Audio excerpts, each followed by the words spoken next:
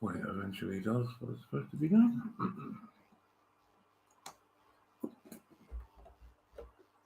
Good evening, ladies and gents, wherever you may be around the world, and welcome to Splendid Isolation number 129. Let's see if I can fix this.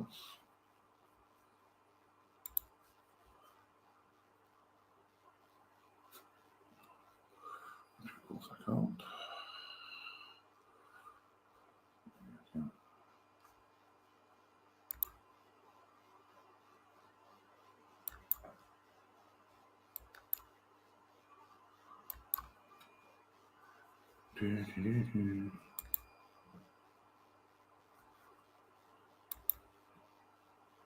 Sorry for the dead air, guys. I'm just trying to fix something that usually messes up when I do something. But we'll see. All right. Hopefully not all that. As always, I'm going to start us off with a bit of a tune.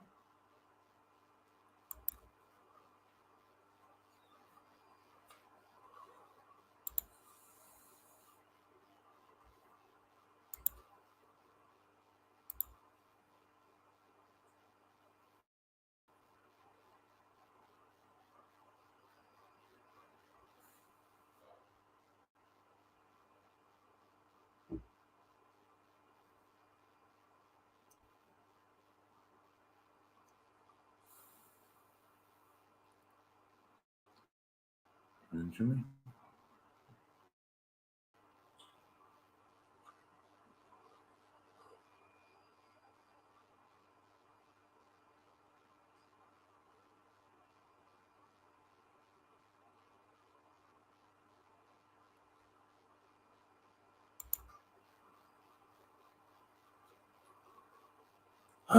Dear, this is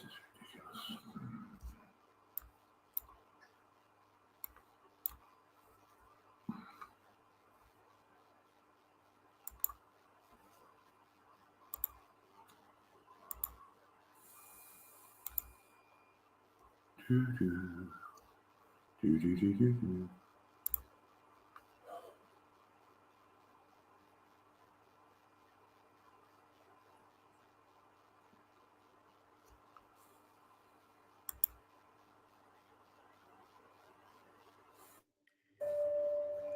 Take up the white man's burden, send forth the best ye breed.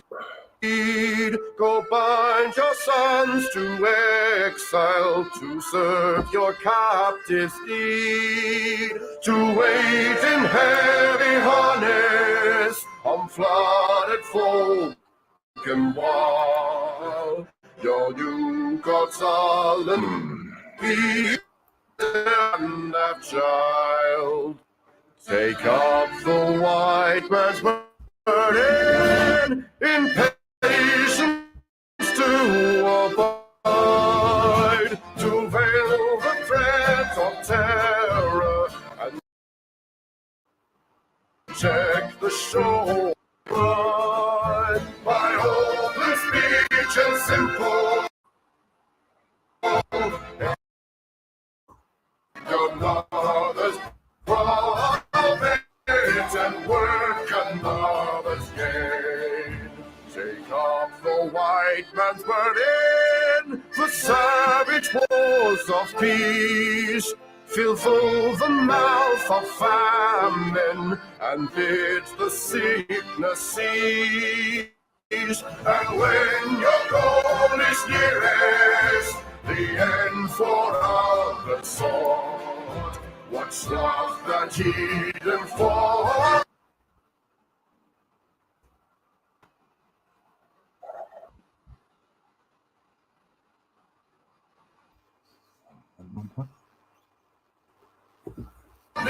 Bring all your hopes to God. Take up the white man's burden, not tawdry rule of kings, but toil of serf and sweeper, the tale of common things. The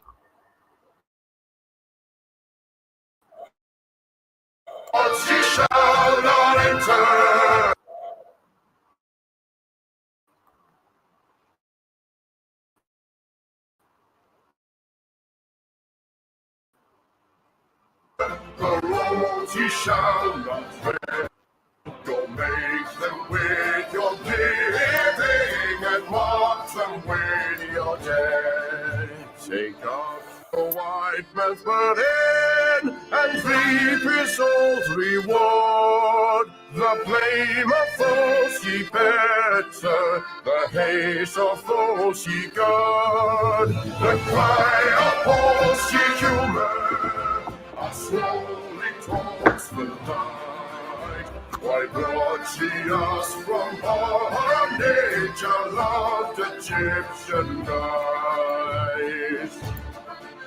Take up the white man's burden, ye dare not stoop to less, nor call too loud on freedom to cloak your weariness. By all ye cry or whisper, by all ye leave or do, the silent, sullen people shall weigh your gods and you. Take up the white man's burden, have done with childish days, the lightly prophet laurel, the easy young God's praise. Come thou to search your manhood through all of thankless years. No age with dear bought wisdom, the judgment of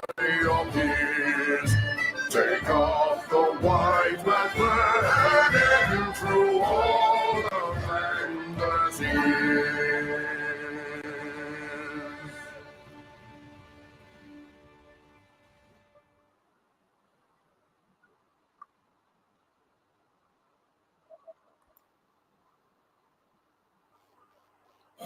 Music. Would you let me know, please? Hello?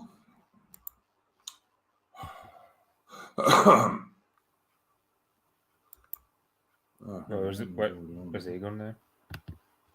Did you hear the music, Mitch? Kept breaking up every like few seconds and so on, like it usually Oh, does. damn it. All right, fair enough. Hang on. And let me add Armin.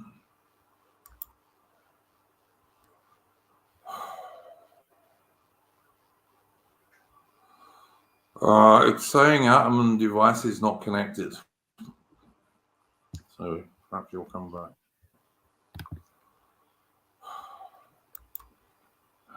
Yeah.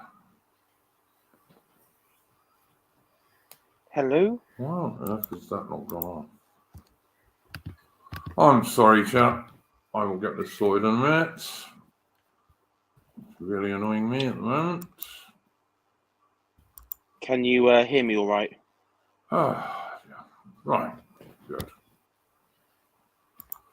That one's turned off. How are you going, AI? I'm all right. Can you hear me okay? Hello. How are you going, AI? Oh, Can you you hear hear me? him? You all? I can No. hear you. I can hear AI. His, Oh, yeah, you can his hear me, microphone Mitch. is muted according to his avatar.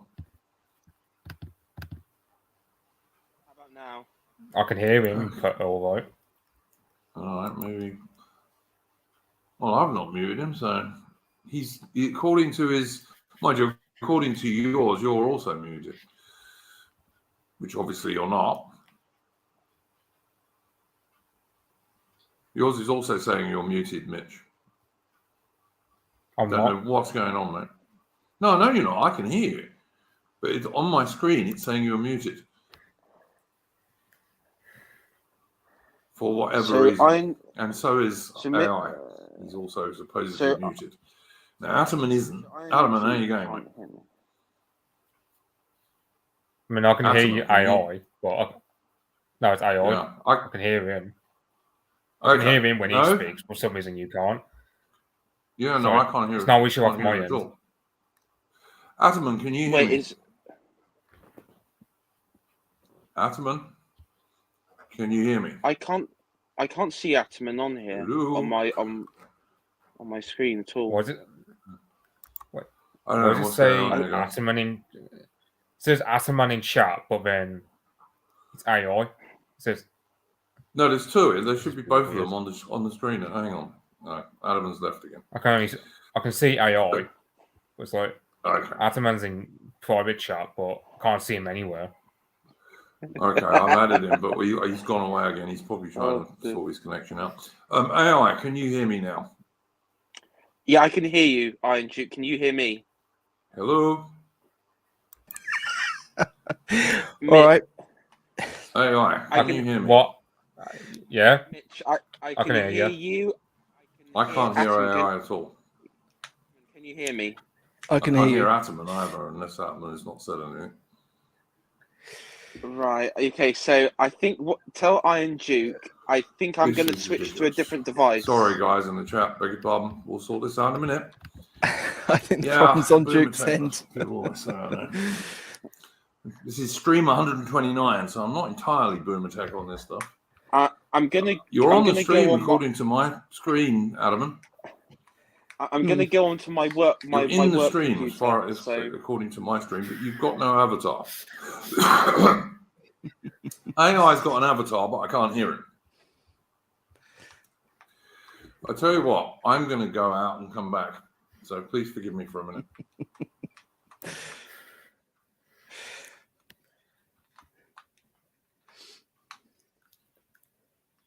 this is unexpected, or but eternal angry boomer Yeah. cooking us bloody Frenchman. That's what it is.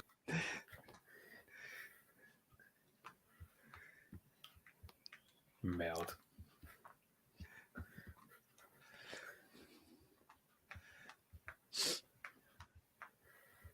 So welcome everyone to Splendid Isolation 129.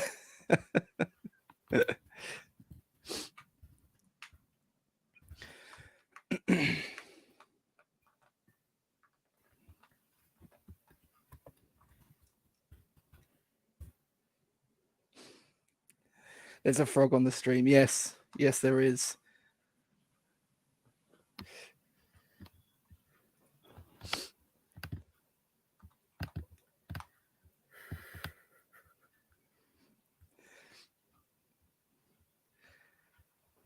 So how are things watching our civilization collapse? Yeah, that's it's pretty sad. The state of events.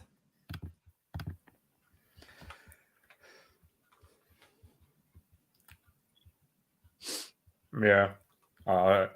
Chris Gard was saying on Twitter earlier, he reckons that this is pretty much collapse sort of situation there for France. Yeah, it is really bizarre. Like we even saw like Macron. Supposedly he went and gave a statement, and then he went to a John Elton concert or an Elton John concert. Yeah, when you blame bloody video games, yeah, for like this whole thing, it's like, okay, I mean, the Eiffel Tower gets blown up in Modern Warfare 3, but I don't think that's going to motivate anyone to actually go out and riot in Paris. No. Then, what else? I mean, last I saw with GRGN, we're getting deployed, which that's really serious, considering GRGN is basically like a French version of the SAS, from what I know of it. Mm. When is that Eternal Anglais going to actually get back into this, man? Oh, it's funny as well because it's like I mean, this was another point that it wasn't Chris that made this. Someone said this, that this isn't like people to do a lot of this whole civil war talk, but there's no counter elite to this. It's literally just one side just smashing on the other while their elites cheer them on. Okay, can you guys hear me? Yes. Can you guys hear me now? I can hear Ammon now. Good. Right. Okay. Can you hear me? I can hear you Mitch? Perfectly, Mitch. Yeah. Yeah. Okay. I'm just trying to add AI to the stream. Bonjour, I'm everyone. sorry about this, guys. This is doesn't usually happen, and we have been doing this quite a while. What happened to AI? He's here. I'm just trying to add him to the stream. Bonjour, I'm pressing bonjour, add, and everyone. it's not adding him. Oh, For yeah. whatever I'm reason. here. I think you've got a Yeah, delay yeah. on your end, Duke. There he is. Yeah, Yeah, I'm here. probably I'm have. here. And funnily enough, for once, it's not telling me my connection's bad. So, you know. AI, can you hear us and can you speak? I can hear you. Can you hear me, Iron Oh, Duke? he's gone again. Oh, Duke, I think you've got a delay. I think that's the problem. Ah, right. Okay. I don't know what to do about it. It's not even telling me I've got a bad screen. It's weird. All right. Hello, AI. Hello, Iron Duke. Can you hear me?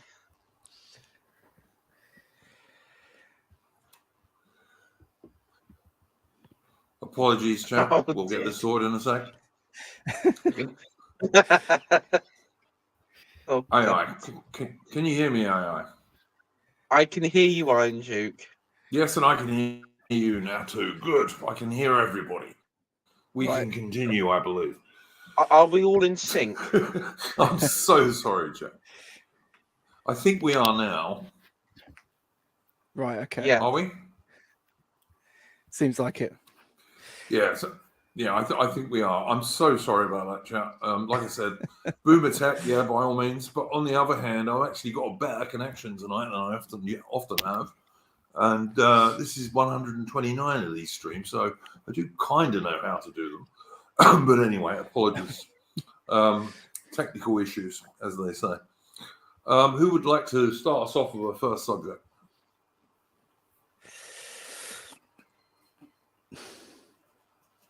I mean, I think we all know what the first topic will be, given Yeah. my avatar was Ataman's. Yeah, I see Ataman's Paytan. Is that Paytan? I think it's Paytan, isn't it? Yeah. The last good French the leader. hero of Dun in the First World War, of course, which is often forgotten these days. Yeah, referred to as a traitor for his position in World War II, even though the Maginot Line was like his idea. To cut down on French losses, yeah. But of course, the Germans just went round it, which is, part of the problem. Yeah. Well, he had to really bully the government at the time to even but get as much of it was- finished as was.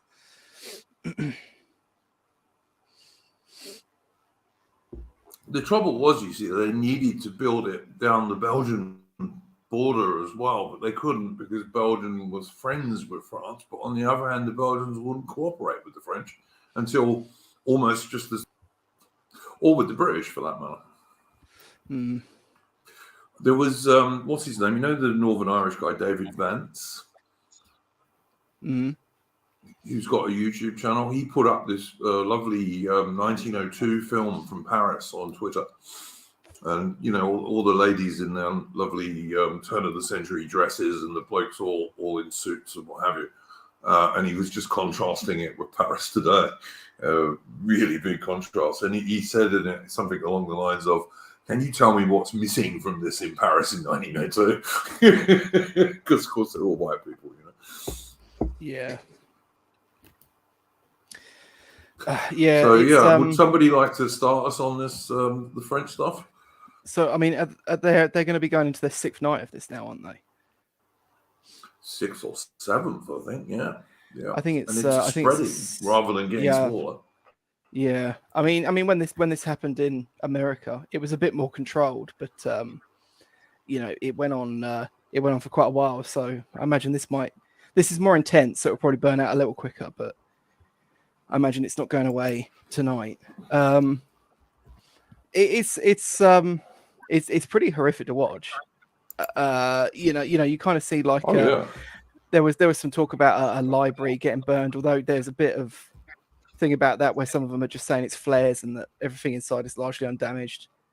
But there's been a huge amount, and people say, when you say, oh, France is rioting, everyone just goes, oh, that's just typical, isn't it? Which it is, but it's very different this time. It's gone from mild damage to like cars and mainly just chucking stuff at the police and throwing police lines around, to burning down schools, burning down other public buildings, huge amounts of looting, and everything else that comes with it when the basketball Americans kick off. Yeah. Yeah, pretty much the same. Pretty much the same. There's also been like some of these rioters have been sort of paramilitary style stuff, and they've also been using firearms as well, I believe. Yeah, they yeah, go on here. Yeah, I was just going to say, I heard that a gun shop in southern France, I think it was either in Marseille or one of the sort of cities down there, there was a gun shop which was looted, mainly shotguns. Apparently, I saw that. I was listening to this on GB News Radio when I was coming back from the shops this morning.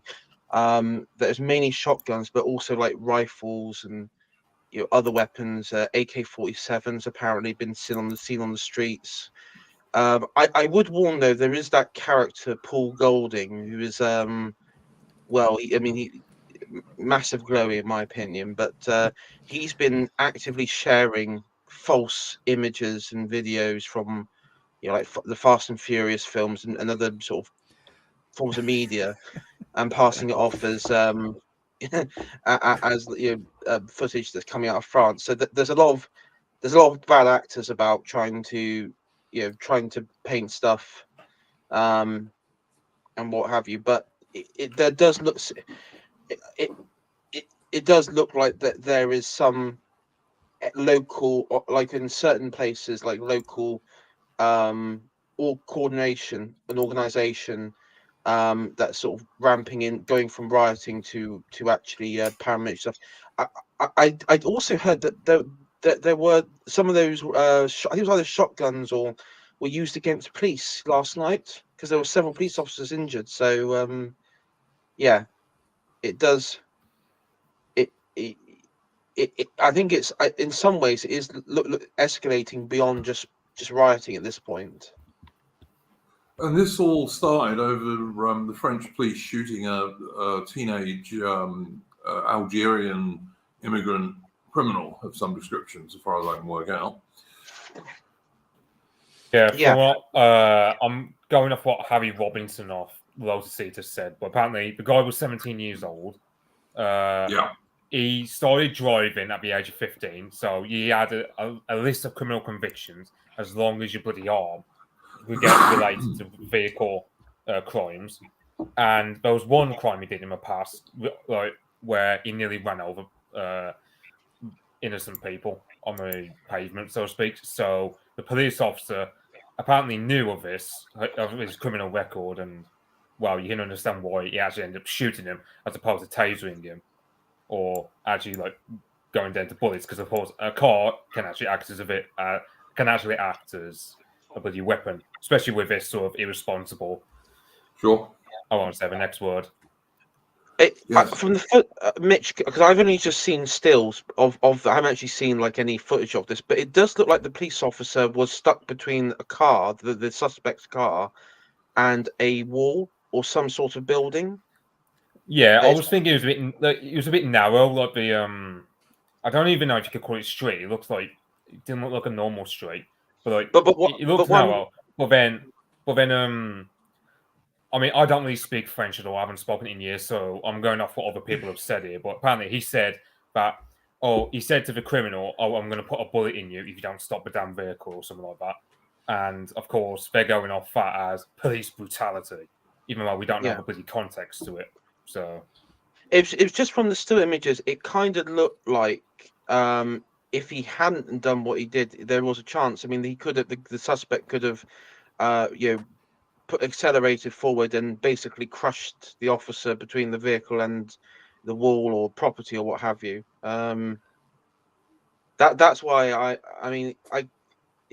there are plenty of police body cam footage out there on YouTube where you can see many American, mind you, but still, when cars are used against police, even over there, they generally shoot them because, as you say, a car is a weapon, and people, it is considered a weapon.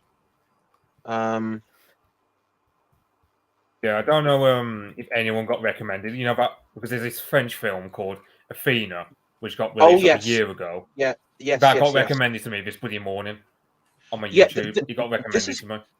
This was it was actually my dad who mentioned it to me. He remembers it from a year ago, and he said it's exactly the same as that Netflix series Athena, where basically there's I think there is a death of a like an Algerian Moroccan in this Netflix series, and then there causes like a revolution. This mini like revolution in France between the foreigners and the police, and it's full of like typical anti-white rhetoric, and evil colonialism, race revenge policies, the usual stuff. But this is playing out exactly as that, and there is a part of me wondering how much of this is actually being coordinated by others outside in outside these movements, because it does seem a bit astroturfed. I mean, in fact, it seems extremely astroturfed, even though the violence of it is pretty extreme. It's exactly the same as this television show, really. Yeah, I don't know. Yeah, I mean, the obvious point is that if France didn't have so many immigrants, they wouldn't be having all these riots.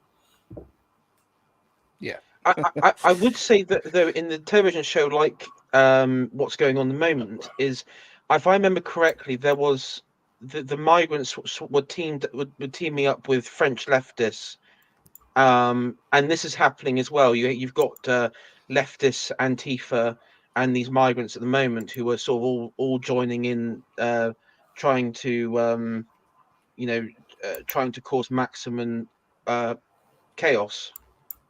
So you've got a lot of you got a lot of French race traitors. To be quite frank, I don't know how else to describe them. Yeah. I don't know if you saw. Oh, sorry.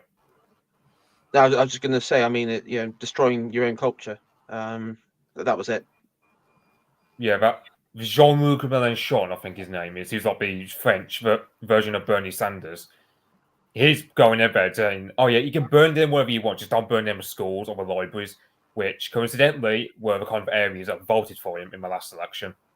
So he's pretty much just saying to these writers, "You can burn them wherever you want, just don't burn them in areas that vote for me." I don't see how the military don't just do a complete coup right now. At this point, maybe Georgian have been a panic. The French would be so lucky. Well, yeah, because they did they did like that open letter a few years back. I can't remember much about it, but all the generals, or like a significant portion of them, wrote this letter saying, "Yeah, you're gonna have to get up your arse, pal, and actually solve all this chaos." A few years back, or well, right.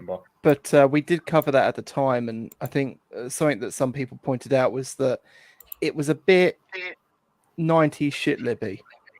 They were kind of saying that we need to go back to, we need to integrate, and we need to do all of that sort of stuff. And someone made a thread earlier actually on Twitter where they were saying that, the French state, this is the fault of the French state. They put these people in these ghettos, but of course, when they set a lot of those ghettos up, the actual experiment that was going on was that they were trying to create like little versions of their homelands, so that the move wasn't quite so jarring to a lot of these communities. And of course, it's actually just had the complete opposite effect. Yeah, and it does appear that a lot of the local politicians on the ground have sort of doubled down on that narrative. There's one, the mayor of Grenoble, Eric Pollet. He's been telling the media recently, this is like in the last hour, that the problem is that there's been 40 years first of degradation, really a lack of future for those neighborhoods. He's referring to the foreign neighborhoods in the States and France, where 5 million people live in France, very poor neighborhoods, and so he's sort of doubling down on the poverty bit, again ignoring the sort of elephant in the room here. You got Macron, who's talking about video games. I mean, at this point, it's just open. It's just been completely openly delusional, and there has to be this. I mean, there has to be this realization in the French people that this. I mean, this is kind of like the critical point. We've always talked about the breaking point, the critical point, but for the French military or anybody with a sense of action. I mean, this is it. I mean, this is like the race war. This really is it. Yeah, I see what you're saying there, AI, for sure. I mean, there's what beyond this? Like, how further can they go, apart from like actively like genociding the native French population? I mean, I don't know where they go from here after this. Yeah, I don't disagree with that at all. I mean, France is certainly in a really bad condition, and there, of course, was Macron with his old lady wife dancing while all this was going on the other day. Yeah. Oh, with Guy Verhofstadt. He was dancing with Guy Verhofstadt. They're like boogieing together. Oh, great. I'll also point out as well that France's net immigration figures are less than half of ours. Oof. Admittedly, this has been going on there for a lot longer, but yeah, and they do lie about their figures quite a lot in France as well, I believe. Mind you, the British figures are far from accurate, however, for that matter. They're probably considerably higher than they seem to be. Yeah. So yeah, I don't know. Who knows? Very difficult. I just don't understand. I was talking to Mitch before we went live. I don't understand why it is that the French don't just call the army in at this stage. Well, I mean, I'm seeing this on Telegram, and I'm not going to say this 100%, but it does look like there's a report going around that an RPG has been used. Now, I don't know if it is an RPG or a homemade RPG. Let's just say it's a homemade one, but still was used up against police vans. You've got Kalashnikovs being handed out in the streets and being used. You've got shotguns. You've got supposedly men on rooftops with rifles. I mean, yeah, this is like, this is armies. This is where the army comes in and blasts these fuckers away. That's the point you're at now. Yeah, I do. I just don't understand why they don't do that. I mean, it definitely doesn't look like the French cops can control the situation. I don't think any police force in the world could control this. I mean, this situation in any country, in historical precedence terms, would be the military on the streets. I mean, my God, think about Napoleon. There wasn't people when he was still. I think he was still a corporal at this point, but there was like a royalist rioting in Paris. The whiff of grape shot. Yeah, but yeah, I mean, and compared to the mob then, I mean, I no doubt they were violent and they did kill people, but I mean, many of those people that suffered that fate were women, were just ordinary people. I mean, but this is like a shadow army of foreigners within France who have risen up and are basically pulling some sort of urban guerrilla warfare move. Yeah. I mean, but if you import the third world, you end up being the third world. And I think France is demonstrating that to us very, very clearly at the moment. Yeah. I presume this is going to do, what's her name, the nationalist woman, quite a lot of good in the upcoming elections. I think, yeah, I mean, on the right, yeah, I mean, yeah. I mean, the thing though is, on the right, the so-called, what was it, conservative, the equivalent of the Conservative Party in France, and those people, I mean, I don't know what they got anymore. Like the sort of neocon, centre-right people in France. I mean, I think they're completely irrelevant at this point. The problem is there is a good portion of the French population who are incredibly left-wing, and then of course you've got Macron supporters, mainly in the west of the country. I'm thinking, what was it, like Aquitaine, sort of western part of France, where he has a huge support. Where they may, rural, they won't really suffer these problems yet. I don't know. I to be honest, I don't. Unfortunately, I think that so many of the population of our country, of Australia, and of the rest of the Western world have been so psyoped by, decades of of liberalism that I don't think even Kalashnikovs and RPGs and snipers on the streets. I don't know if that if that can't break them. I don't think anything will. I just I don't think anything will at that point. You think it would like convert an awful lot of normies? Yeah, obviously. I mean, yeah. But the thing though is, they're already. I'm seeing it already in real time. They're blaming it on video games, on poverty, of lack of education. I mean, this is exactly the same thing that happened in the wake of the 2011 riots in England. I mean, look, for myself, I would say it's got more to do with genetics than anything else. Would the panel agree with that? I mean, I certainly think that's the major factor is genetics, to be honest with you. Oh yeah, yeah. There's definitely a large propaganda component to it. Oh yeah, for sure. But I mean, as AI was saying, when you've got gunfire and rocket projectiles and petrol bombs and God knows what else going off, I mean, people have got to wake up, surely. I mean, if all those people were not in France and were back in the countries they came from, like Algeria and Somalia, etc., this would not be happening in France. Simple as that, really. I mean, on a smaller scale, of course, Britain has exactly the same sort of thing. You look at knife crime in London and what have you. This is overwhelmingly carried out by certain ethnic minorities.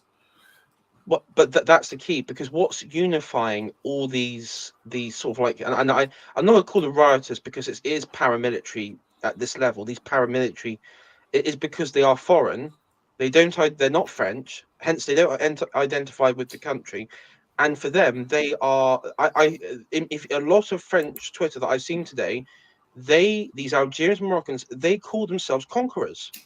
In their own mind, this is a conquest. Well, I watched video of them all shouting Allah Akbar and all this nonsense, Yeah, I mean, there is only one way out of this. If you're French and you want to maintain your country, there is only one way out of this, and it's re-immigration is what I think we should call it. Well, I think in France at the moment, if the current trajectory holds, Iron Duke, I don't think re-immigration is going to be the. I think they even beyond that point at this point. No. You misunderstand me. I'm calling it a nicer word than deportation, which it actually needs to be honest, as far as I'm concerned. Well, yeah, but I think deportation. I mean, I think at this point it's like a when you see a rabid dog in the street, it's bitten a few people. It's tasted human flesh. It can't now carry on in society. So you call up the police to, or you call up whoever to sort it out, quote unquote. I think that's the solution in France, because I think the level of violence that they've broken into, I don't know how you're going to put that away. I don't see how the French can put that away. This is getting, but I agree. In principle, Cringe Walker has a plan, which is that you requisition the cargo vessels. He reckons it would only take 72 hours to deport all of them. Yeah. Look, I think it's rapidly coming to that. Not just in France, it's coming to that in many Western nations. Like, if Western nations are going to save themselves, I don't see another way of doing it, to be honest with you. I really don't. Inquisition. It needs Spanish, Castilian level Inquisition to resolve the problems in France. Yeah, I don't know if that would really solve it. Like I say, I think reintegration is. It would help. It would solve one aspect of it, but well, maybe, but I just think there are too many alien people in that society, and Britain is rapidly going the same way, and most other Western nations are rapidly going that way. Is the truth. Mm. So Yeah. I mean, I don't know. Mitch, did you have anything you wanted to say about this subject? Anything further? So, I mean, I said it before, but I mean, Chris, God, he reckons that this is just a collapse point of it all. I mean, I don't see how France will come back from this because, I mean, as we've seen, the police no longer have a monopoly of force that is needed for law and order to prevail. So, how do the French come back from this? It's just so it's not just that. I mean, the police officer who apprehended and had to end up shooting me, that Nahel guy who started all this, is been taken off a police parole at this point. So and the police have mailed letters to Macron saying, "Okay, look, unless we get guarantees that we're going to be taken care of and that some things are going to change regarding how the institutions treat us, we're just going to go on, off the rota. We're just going to go on mutiny, same as all these people." So if the police even are why should they enforce the law if they're going to lose their job as a result? I mean, I mean, it's like I think I can't remember who it was on Twitter, but someone said if you have an authority that is ambivalent about protecting itself, then that's the end of that authority itself. So if the French government, for example, just turns its back on its own police force, that's pretty much a position of they're just ambivalent about their own survival. Pretty much, because I mean, why would you mistreat the very people who you rely upon to enforce your laws? I just don't see. Well, I mean, the same things, the similar sorts of things have happened in America. So just for some historical context here, when the Salian Franks and the Merovingians swept in, in the old, the remnants of Romano, the part of Roman provinces in Gaul, the transfer of power from the Latin population to the Salian Franks was pretty much non-violent as one, apart from a battle, but the actual effect on cities and everything was very little. You still had bishoprics operating, you still had local institutions operating, and as I mentioned, I think on your stream last time, even in Italy and stuff, the Goths and everything, they enforced, like the Franks, heavy laws, so there wasn't like this anarchy on the streets that sort of represented in dark history, in Dark Ages, in by modern contemporary historians. So when you have to go back to the sort of Dark Ages, the barbarians, when they had more respect and upheld Roman law, and the transition of power was, it wouldn't have affected your average Romano Gaul. And then you see what's today. I mean, the future is well, I mean, it's extremely bleak. I mean, do any of you guys know of the cyberpunk? Like what was it, like a tabletop game, and it's sort of now like a video game franchise or whatever. Do you remember that, like in the 80s and 90s? Cyberpunk. I've heard of it. I certainly didn't play it. Yeah, so basically, it's a bit an alternative history. Starts with where it starts. I mean, it's alternative history from the 80s to present, up to like 77 or what have you, where the Soviet Union doesn't collapse, but there is like this great economic crash in the 90s, and basically you experience the decline, where through like famine, plague, and and just like demographic collapse. And in that universe, basically gangs take over. I mean, it's very American centric, but similar thing is the collapse happens, and you have like anarcho tyranny turns up to 1,000, and then you have corporations that just come in and basically become you have gangs and corporations, and then like nomadic peoples in between. I mean, I know that's obviously fantasy, but I don't know. It's sort of reminding me of it. That's all I'm saying. But yeah, I mean, look, I would just say Josephina in the chat is saying it's a pity those of us who weren't even alive have to pay. I mean, I presume she's talking about colonialism or something like that, but colonialism actually benefited African countries. In fact, the more colonialized you were, and the longer you were colonialized, the richer and better off you are to this day. And I give you as my first exhibit in the truth of this, South Africa, which until 1990 was run by white people and is easily, by far, the richest and most advanced country in Africa, even after 30 odd years of Africans completely pissing the place up. But because this actually came up again recently, so I had a flick back through Corelli Barnett's The Collapse of British Power. Yeah. And he goes into that quite extensively, like how much of a burden and a cost like places like India were, and a lot of these colonies. He actually has a bit in it where he says, Adam, at the end of World War II, Britain owed India money. Yeah. And this was still British India, but the British government owed India money, even though we defended it from the Japanese.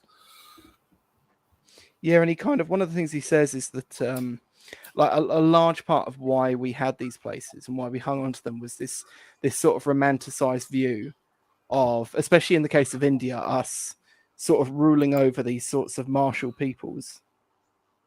And it was kind of seen as a real piece of prestige. And I do get that, and I do actually empathize with that. And in Britain's case, India also provided Britain with a pretty large army in the Far East, which made Britain a major power in the Far East. Yeah. That was the other thing. But it cost money. It wasn't free.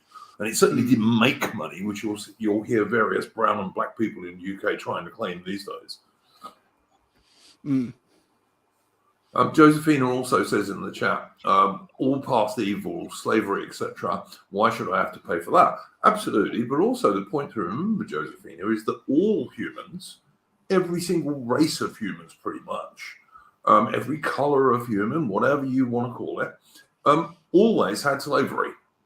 Up until the late 18th and early 19th century, when the British were the very, very first people in history, pretty much, to ban it. And actually spend a lot of blood and treasure on stopping it. Well, the thing is, I mean, I saw a Twitter thread the other day about Heart of Darkness by Joseph Conrad, and the whole point of the book, according to this guy, what the thread was, so Joseph Conrad wrote pretty much that colonialism is bad, but not for the colonized, but rather for the colonizer, because they're having to deal with people so different from them, it just frustrates them endlessly. Like you're talking Empire of Dust film kind of level. Yeah. Frustration. I think most of the British colonies were a bit better organized than the Belgian ones, but yeah, I do agree. I visited Joseph Conrad's grave the other day. Oh, cool. I like Joseph Conrad. He's a very good writer. I like his sea stories particularly. Yeah. I don't know. I think tolerance to the British Empire being too tolerant is well, we see the results. All right. Well, again, Josephina makes a good point here. That people say African slavery was unique because it was explicitly directed at blacks. But the thing is, it was mostly run by blacks. Most of the slaves who were sold to Western nations, and Britain was not by any means the major one for most of the time, but Spain, for example, and Portugal took far more. So did America. But Most of those slaves were actually sold to the slaving ships by other Africans. They were mostly prisoners of war or people they didn't like and wanted to get rid of. Mm. You know, these white guys didn't go ashore and round up slaves themselves. Not at all. Has anyone read that book, Why Nations Fail? I've heard of it, Alman, but I haven't read it, I don't think. Yeah, I've heard of it as well. I might have listened to an audio extract from it, actually.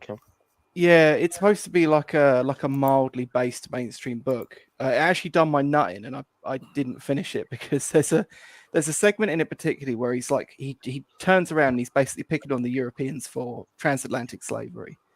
And he does briefly mention like Arab slavery and stuff like that, but he says which of course is still going on to this day.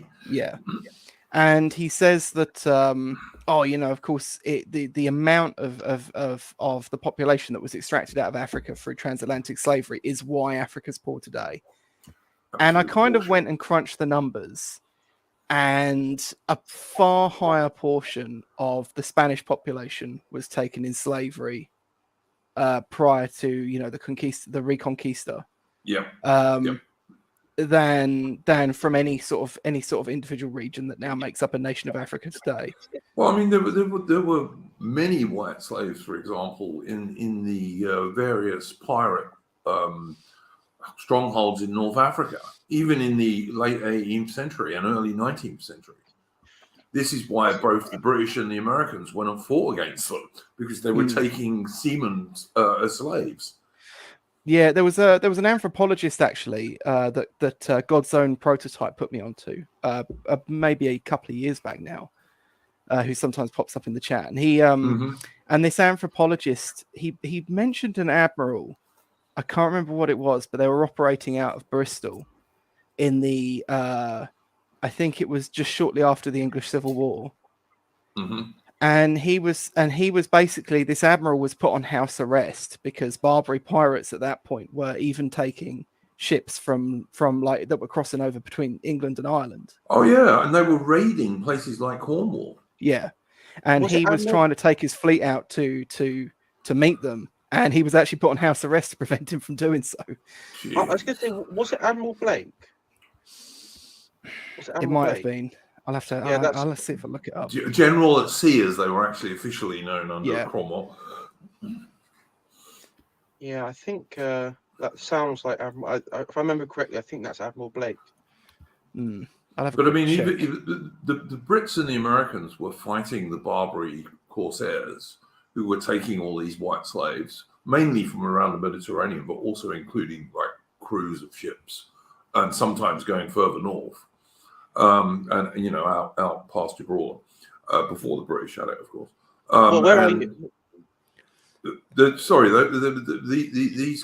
These guys were still taking white slaves in the early 19th century, which is why the Americans sent a force over there to attack them. And finally, it was a British fleet in something like 1819, I think, that finally finished them. Yeah, I think it might have been Admiral. Well, yeah, General at Sea Blake, Robert Blake. He was actually a pretty good naval commander. Yeah, he was very very good. He did actually have a land because he did command troops, I believe, on land during the Civil War, and he wasn't good on land, but he was very good at sea. He lost. It's a different set of skills. Yeah, I mean, he lost a few. He lost a couple towns in the West Country. So yeah, but Josephina in the chat is saying she thought that they were pirating goods, not people. No, the Barbary pirates' main source of income was slaves, and they would raid various places around the Mediterranean for women and all this kind of stuff. Oh yeah, I mean, there's an island in Devon called Lundy Island.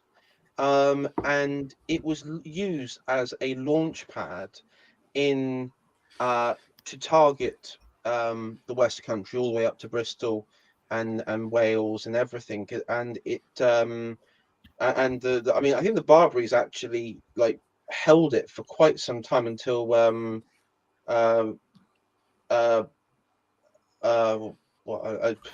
I mean, the Ottoman flag was flying over the island, I think, in like till the 18. What was it? Sorry, no, sorry, the 1630s, I think, or 16. I can't remember. I think it was like the 1630s or something. But well, even in the 17th century, AI, the Barbary pirates even raided as far north as Iceland. yeah. There's an account of an Icelandic priest, like Icelandic Christian priest, who was enslaved by them, along with many others, like women and children as well. Yeah. Now, I just remember the Lundy Island one because a lot of libtards will say, wait a minute," because the renegade, the at one point the Barbaries were pirates were under the command of this Dutch chap who I forgot his name. It was like Jan Zoon or something like that. And so it's like, oh, checkmate. But Jan Zoon was, in service to the Ottomans. So and he would have also had to have converted to Islam because he wouldn't have been able to be in charge otherwise. Yes. If I remember correctly, I think Janssen converted to between Protestant Catholicism and Islam, like Sunni Islam, several times. So, if I remember correctly, reading no one actually knows when he died. What a man of convictions, eh? Yeah, he was a bit like Reddy Gannon, sort of changing religion and everything. But yeah, I mean, the major point that we're trying to make here, guys, in the chat is that this stuff like loads of people were enslaved, and they weren't all black. Well, and I mean, maybe slavery was a normal part of the human condition up until the late 18th and early 19th century, mainly because of the Brits, who were the first and most important people in stopping it. Maybe to bring this conversation full circle as well, some of this stuff continued until quite recently. The French, for example, using colonial troops in World War One, who took, sort of Germanic women or various other people from wherever it was they would take them home as sort of war brides, as it were. Oh, yeah. And I think that happened in the French sector after World War II as well. Yeah. I think there was a French lady who wrote her memoirs. I can't remember what the name of it is. I've never read it. About her life as a war bride being taken back to Africa. Lucky her, eh? Yeah. I don't think. Last independent thinker in the chat says, I enjoy Told Stone's channel. Yes, I like that channel. It's a good channel, mostly about Roman history. Really good. He's got some good long form stuff on there now as well, which I really enjoy. So yeah, that's a good channel to check out on YouTube if you like history. Also, Steve said Ethiopia had slavery when Italy invaded it. I mean, if people want, they can go back and check Duke and Horace talking about the interwar period, and I'm on them as well. And we do go in at length into one of those episodes about Abyssinia and a lot of the hypocrisy at play and how that developed the way it did in terms of the League of Nations and Italy falling out and then essentially falling into the arms of Germany and so forth. Yep. Italy was not friendly to Hitler's Germany at all initially. In fact, they even sent troops to the Brenner Pass to stop Germany invading Austria the first time Germany thought about doing it. I would say with Ethiopia, because if I remember correctly, Ethiopia, the ruling ethnic group for centuries of Ethiopia, it was the Amhara people, and they're not really African. They are actually classed as a Semitic group. Yes, if I remember they are. Yes, you're right. And if you actually look at them, their actual physical makeup is not the same as, say, a Somalian or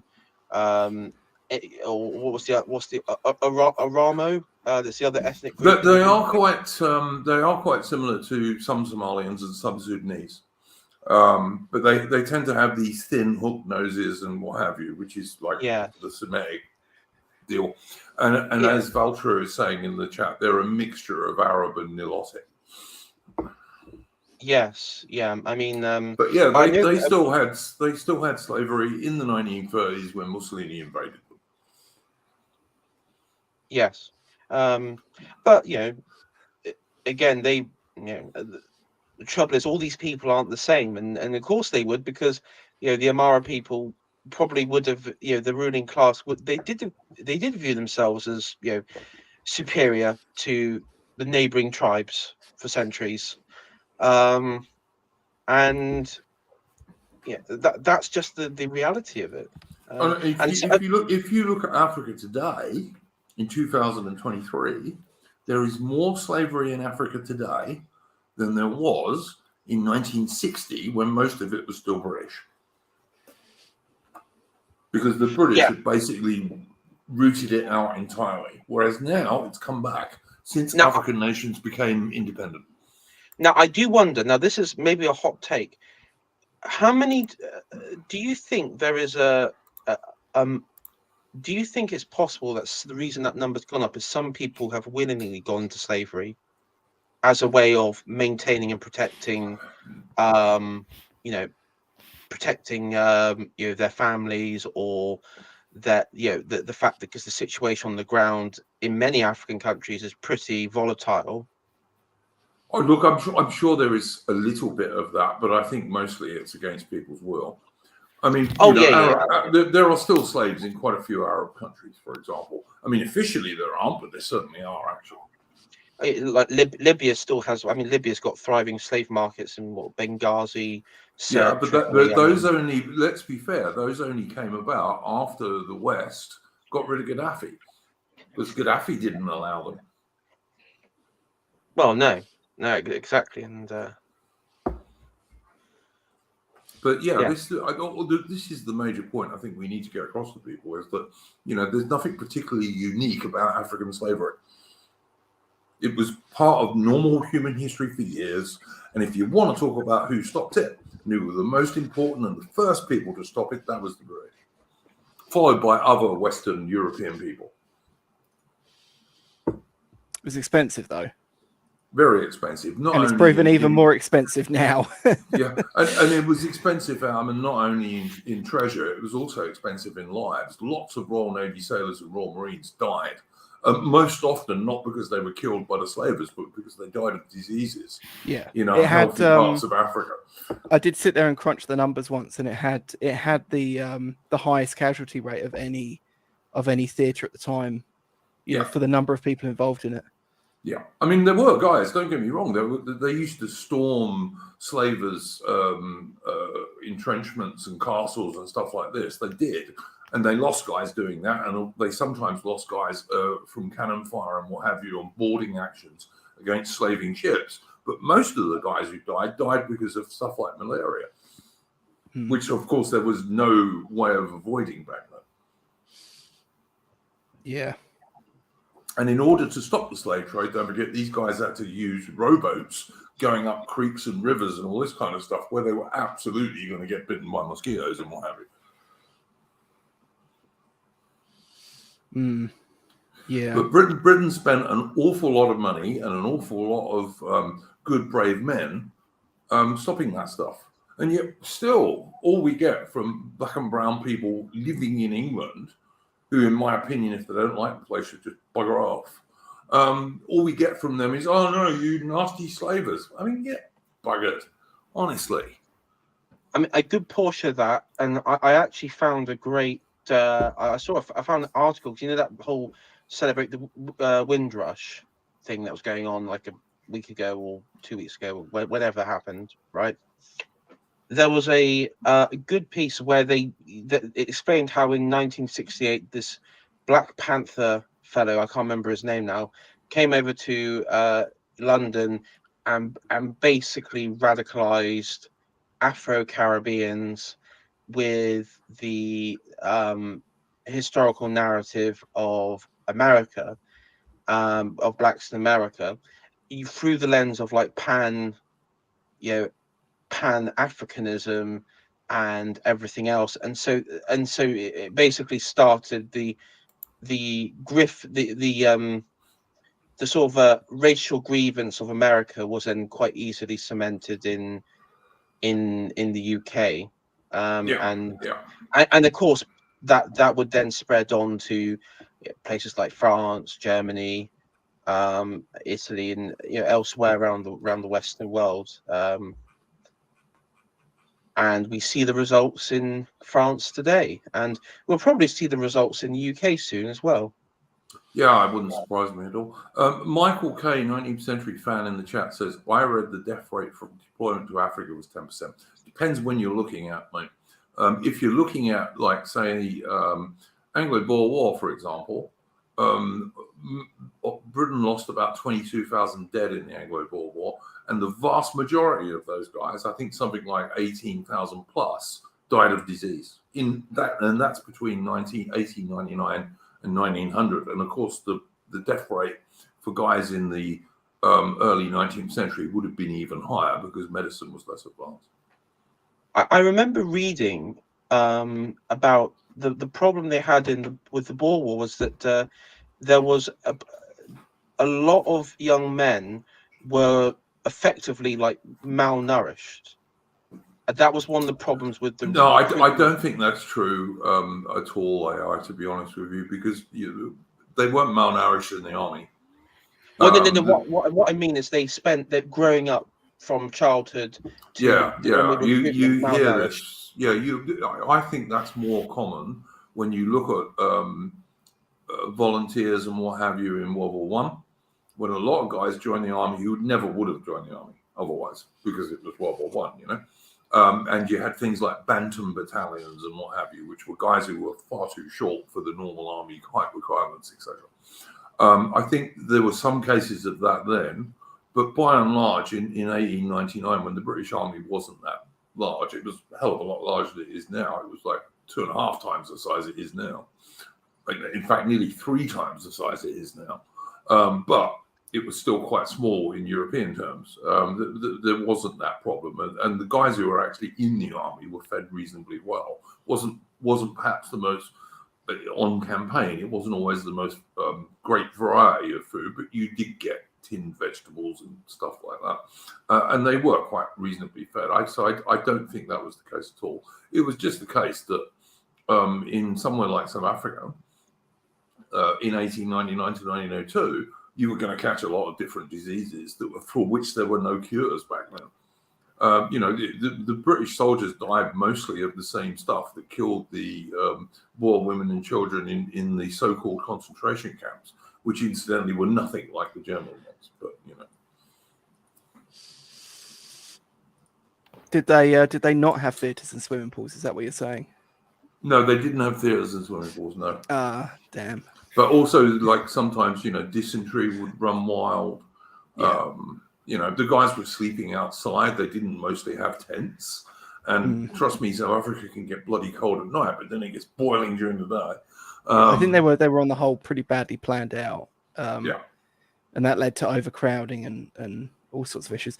I did hear once, I've never been able to verify this, and I'm not sure if I want to. I'm saying this with a very big caveat that I don't think this is. I think there's a high likelihood that this isn't true. But I heard that the guards defending those camps had a higher death rate than the people inside them. Wouldn't surprise me. I mean, one of the problems in the camps was that the Boers were farmers, basically. That's what that word means. And ideally, a Boer would not want to see the smoke from his neighbour's fire. From his neighbour's chimney. They operated. They were on farms mostly. They were mostly a rural folk. Very good shots because they used to hunt and all this kind of stuff. But ideally, they wanted to be quite a long way from each other. And of course, when they were in these camps, all of a sudden they had to get used to using latrines properly and all this stuff, and they didn't know anything about that stuff. So you got quite a lot of disease. Yeah, but to be fair, I mean, I won't be surprised though. Let's say the Zulus and ex-Holzers. Do you reckon they would have preyed upon those farmers' wives and children? Oh yeah, look, men were yeah, absolutely, Mitch. There are accounts from Boer commandos in 1902, because don't forget, when the camps were initially set up, it was done hastily, and there were not the best officers sometimes put in charge of them, because who wanted that as a job? And it caused an enormous stink in Britain when so many women and children were dying from disease. And so the government even formed a women's committee and sent them out to South Africa to go around the camps. And they wrote this scathing report. It liked some of the guys who were in charge, because one or two of them were quite good, but most of them weren't. They looked like they weren't paying attention much. The rations weren't all that great because they were the same rations the British soldiers were getting. And everything was reformed really quickly. And the death rates in the camps completely dropped off after that. And by 1902, there were Boer commandos out on commando writing and saying they were glad that their women and children were in a camp where the death rate now was extremely low, rather than out on the veldt where the Africans would be able to attack them, which they were increasingly doing. Yeah, because I mean, I saw, because to be fair, I do come across like Germans and Scandinavians as well as Boers who, you know, they practically accuse us of being like genocidal towards. Oh mate, Boers. listen, I lived in South Africa for 15 years, and I got in at least 2 or 3 punch-ups with Afrikaner guys over this, because it's just not true. But many of them do believe it because there was a lot of propaganda about it. Wasn't there a German film about like the around this, the sort of there well could have been. I haven't seen it, but I do know that Bloemfontein, for example, used to have a museum where they had ground glass, which they claimed the British were feeding to these women and children to kill them. I mean, you know, we're all British guys here. What are the chances of getting British blokes to feed ground glass to white women and children, or any women and children? Yeah, like zero, basically zero. I do. It does actually remind me of Jacob Rees-Mogg many years ago on Question Time. Straight up denied the existence of these camps existing. Yeah, but listen. The first concentration camps were actually invented by the Spanish in Cuba in the 1890s, long before the Brits. But they don't bear any resemblance, either the Spanish or the British ones, really, to like the things that the Germans used, or the gulags that the Soviets had. Yeah, I mean the trouble is that the connotation between concentration camp and extermination ones, it's not differentiated, because of course there's a big difference. Extermination. Well, I mean, to be fair though, even most of the German Nazi ones were not extermination camps. There were only about 5 or 6 of those, and they were all in Poland and that sort of area. Yeah, Duke, your friend is his name Otto Pol or something? Oh yeah. Yeah, he's. I think he's been getting himself in a bit of a ruckus over this thing on Twitter recently. Yeah, I like Otto Pol. He's a nice dude. He's actually working at jobs which are way below what he should be doing, because he's a really intelligent academic dude. But he's just having to do the jobs he can get to make money, and he's also got a door he has to support. So I like Otto Pol. He's got a YouTube channel as well. Do go and check him out, guys. Bjarke in the chat says they punched you, and he means me, because you denied it. Lol, that's king. Do you know what? I punched them back, boy. So don't worry. Yeah, I found like Rhodesians. I was actually had a conversation a few months ago with a Rhodesian. We were talking about this, and I wasn't sure if he was a Boer, and he just said, "No, I'm Rhodesian." And he was explaining to me that the difference between some parts of the Boers and their sort of relationship with the British, and you know his particular one. I mean, he was in the he was. I mean, I think he was in his 70s, so he was around. He was in the Rhodesian army during the Bush War, and he was telling me about all that went on there. And it's actually amazing, the Bush War, because of how given the size and the numbers they had, that it was pretty much like the parachuting in. Oh, into the areas. Rhodesian army was excellent, mate. It really was. It really was. He showed me. Yeah. He actually sent me links on the messenger, to a short. I think it was like a ITV or something like that at the time that went out there and filmed what was going on. And of course, the majority of the Rhodesian army were actually native blacks. I don't know if it was the majority, but there was certainly quite a lot of black soldiers in the Rhodesian army. He said he thought it was around 80%. That was his. I'm not sure if it was that high, to be honest, AI, but there were a lot of Rhodesian loyalist black African soldiers for sure. I mean, in South Africa they were always called Wemwees. Because I lived in South Africa for 15 years from about 1985, and a Rhodesian was always called a Wemwee because they began most conversations with when we were in Rhodesia.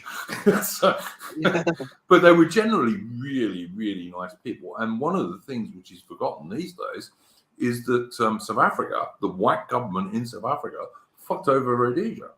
They withdrew their support from them when it suited them. Yeah, because Kissinger practically deceived them, from what I hear of it. Like, they promised them like a better deal with like sanctions or whatever it was, provided South Africa throws Rhodesia under the bus. So yeah, and then America came for them anyway. So yeah, it did South Africa no good whatsoever. They would have been better off staying and supporting Rhodesia. 100%. Yeah, I mean, what's interesting as well. Sorry, I was talking about the Rhodesian chap I was talking, because I mean, they were fighting. They had guerrillas coming out of what was it, Mozambique, Namibia, sort of all around, Rhodesia. But the interesting thing was his position on Soviet involvement was, he said the Soviets, well, in his opinion, were like a very silent to non-existent partner. It was mainly Cuba and the communists and the movements in Latin America. Look, I mean, I'll tell you, when I was in the SADF and we were fighting in the border war in South Africa, there were certainly East German advisors. There were Cubans, there were Cuban troops, Cuban tanks, Cuban infantry. There were East German advisors, and there were some Soviet dudes too. There were, absolutely. Not that many, and generally pretty high up, but like we used to capture stuff with like orders from some of these guys and what have you. And they definitely were there, and they were involved in it. Yeah, I mean, his sort of view was he didn't think that they were as involved as in other sort of parts of the world, if that makes sense. That I don't know, man. I don't necessarily agree with that. I mean, most of the equipment that SWAPO had, the Southwest African People's Organization, who were vile terrorists who mainly killed Southwest African blacks, and also they hated the San people, the Bushmen, who they also used to butcher every chance they got. I'm not sure I can agree with that, mate, to be honest with you. No, I just point out that Jules Roy in the chat is saying there was no genocide in the Belgian Congo, nor did we cut off their hands. That's an African thing. Adam Hochschild is a J liar. Jules Roy, I don't disagree with that. I have looked into this a bit, and the stuff about Belgian atrocities in the Congo is very, very much exaggerated. Well, he put local militias in charge. That was kind of the issue. And like one of the things that they bring up, Adam Hochschild does this, and a bunch of other people have done as well, is that nations at the time, like us, did condemn Leopold II for what had gone on in Belgium. But what they don't mention is that the criticism was that everyone at the time, it was basically accepted that you couldn't trust blacks with European firepower without direct supervision. And that's essentially what Leopold II had done. Yeah, absolutely right. Yeah, Michael, IK 19th century fan in the chat. Yeah, I certainly saw knocked out T-34 or 85s. which is a Russian tank for anyone who doesn't know. A World War II tank, by the way, but still quite powerful in Africa back in the day. But yeah, I just think that we've got to get out of this idea, and we've got to teach our very young people these days that, you know, we weren't evil back in the day. In fact, quite the contrary for the most part. We weren't evil. I really think that's important. It's one reason I want to do more history streams, because it's not taught in schools anymore in the West deliberately. All they try and teach you these days in the West is like nonsense stuff, and obviously World War II. You know, I think it's quite important that we teach our young people that back in the day, the Brits and also most other European peoples or European descent peoples were actually pretty good compared with most of the rest of the world anyway.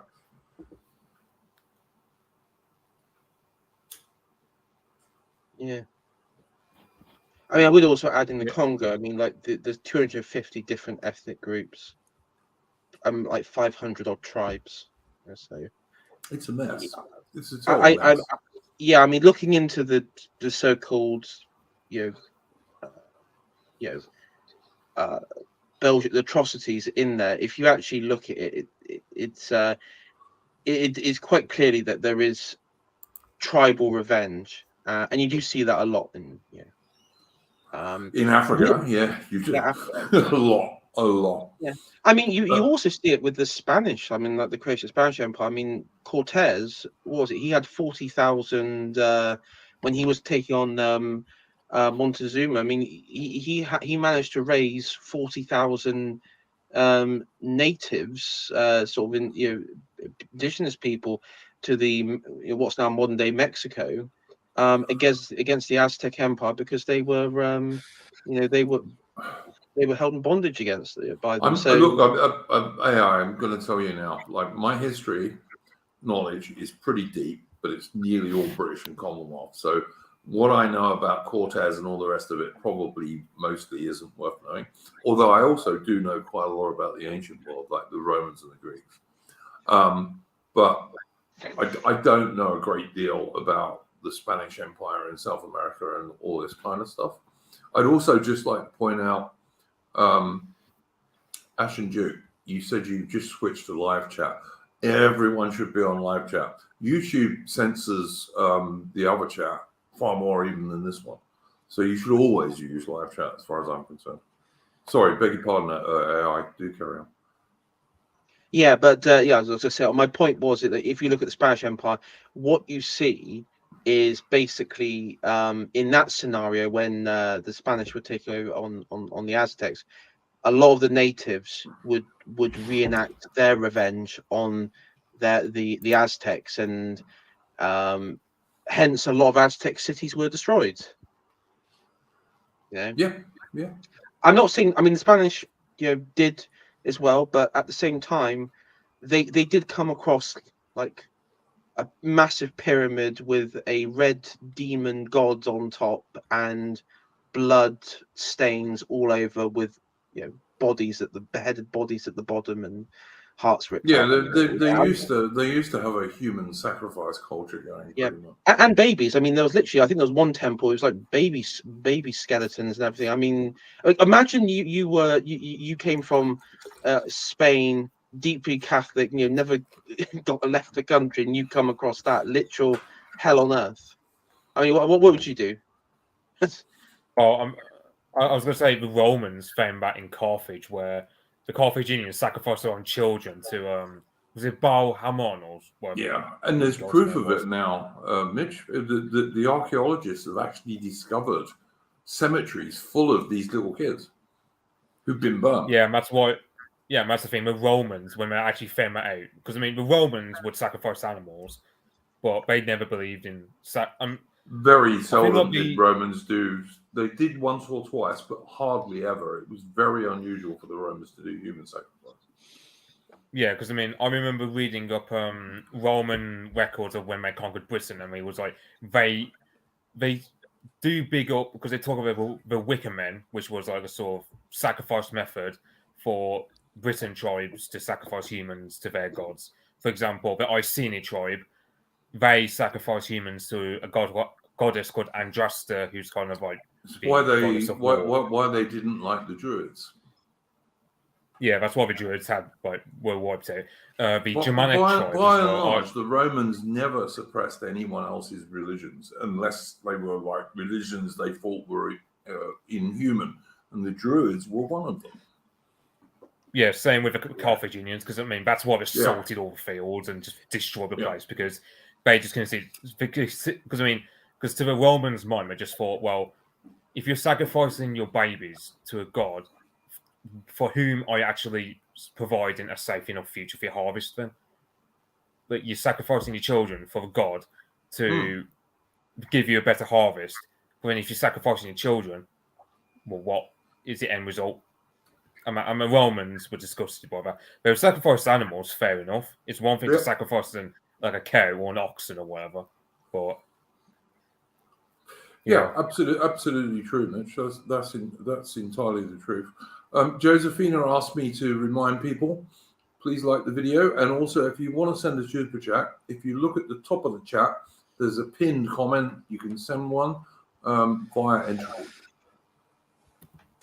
And of course, subscribe and hit the bell icon and do all the other fun stuff.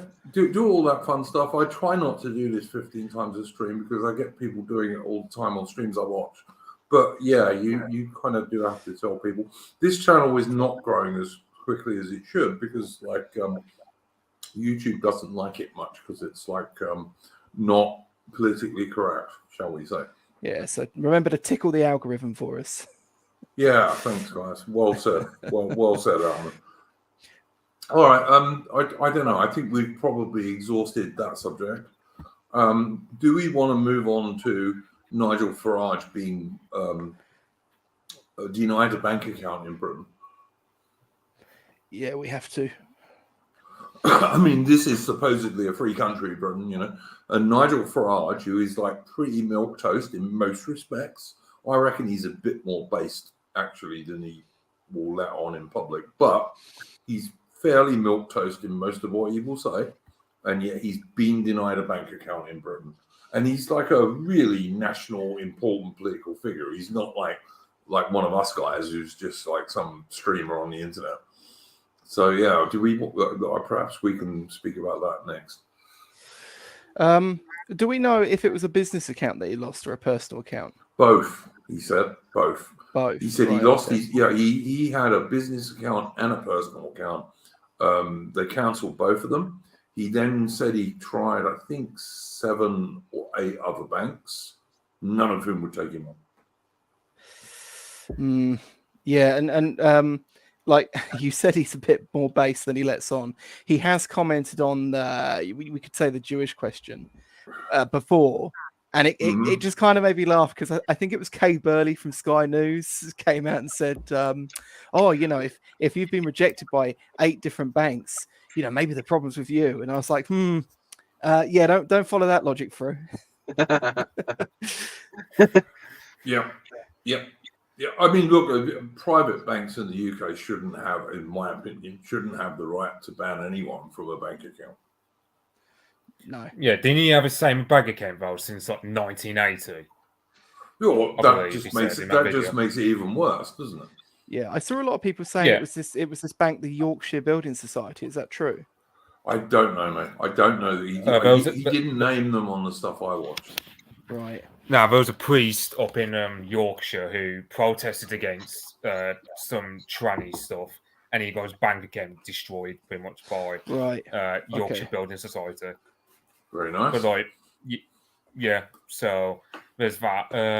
What else was it? I mean, it's why we're telling Matt this bank he'd been with for like 43 years. They stood with him for all the time that he got absolutely like crab handled during Brexit times. Now, when UKIP were on the rise and all this, when everyone was bigging up the idea that UKIP were like the Nazi party back in 2015.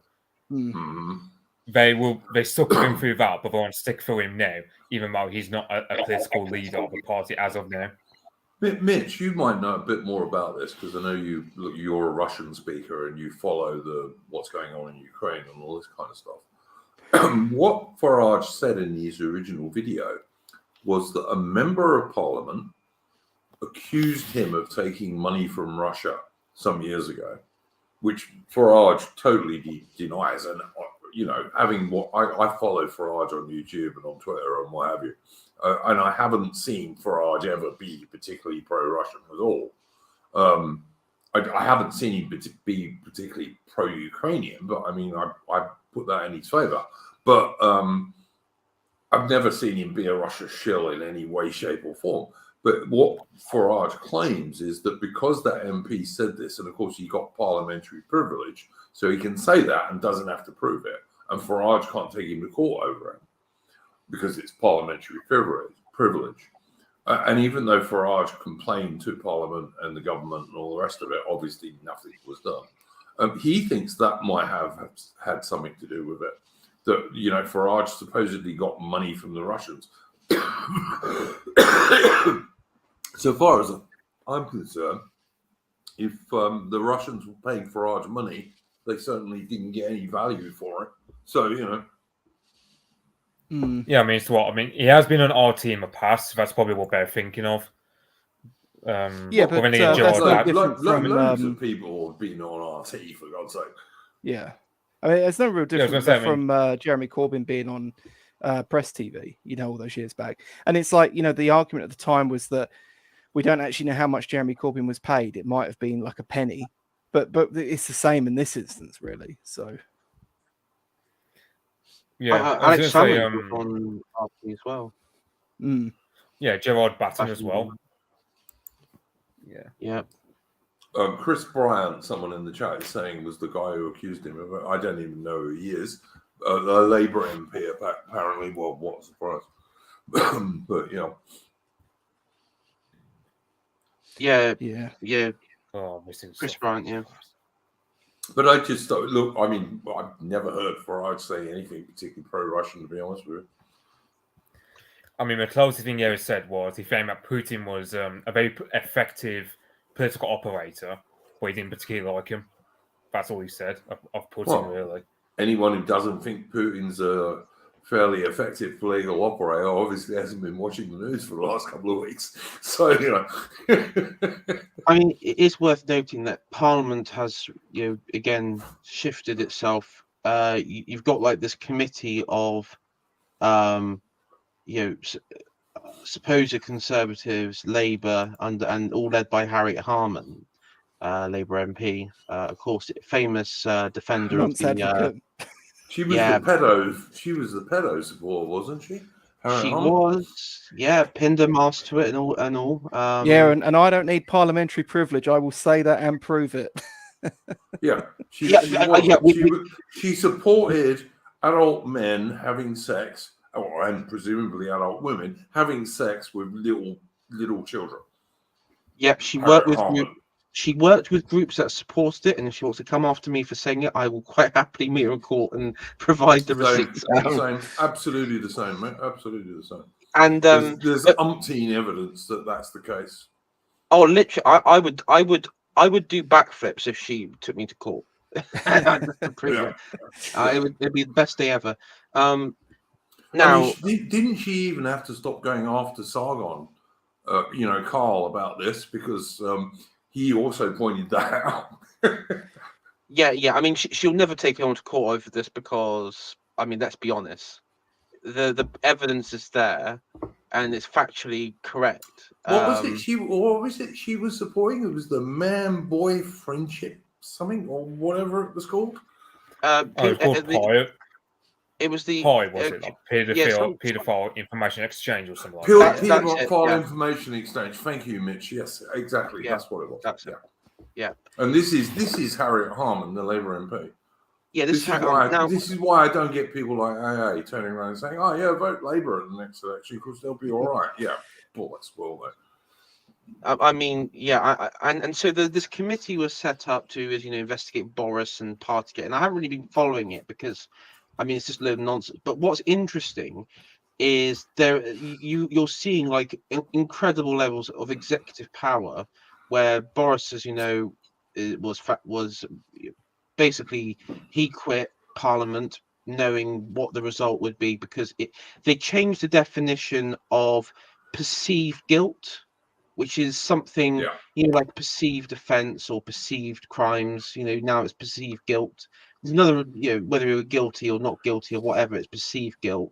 And so there was this, he quit, and then now it looks like he's got a permanent ban from entering Parliament.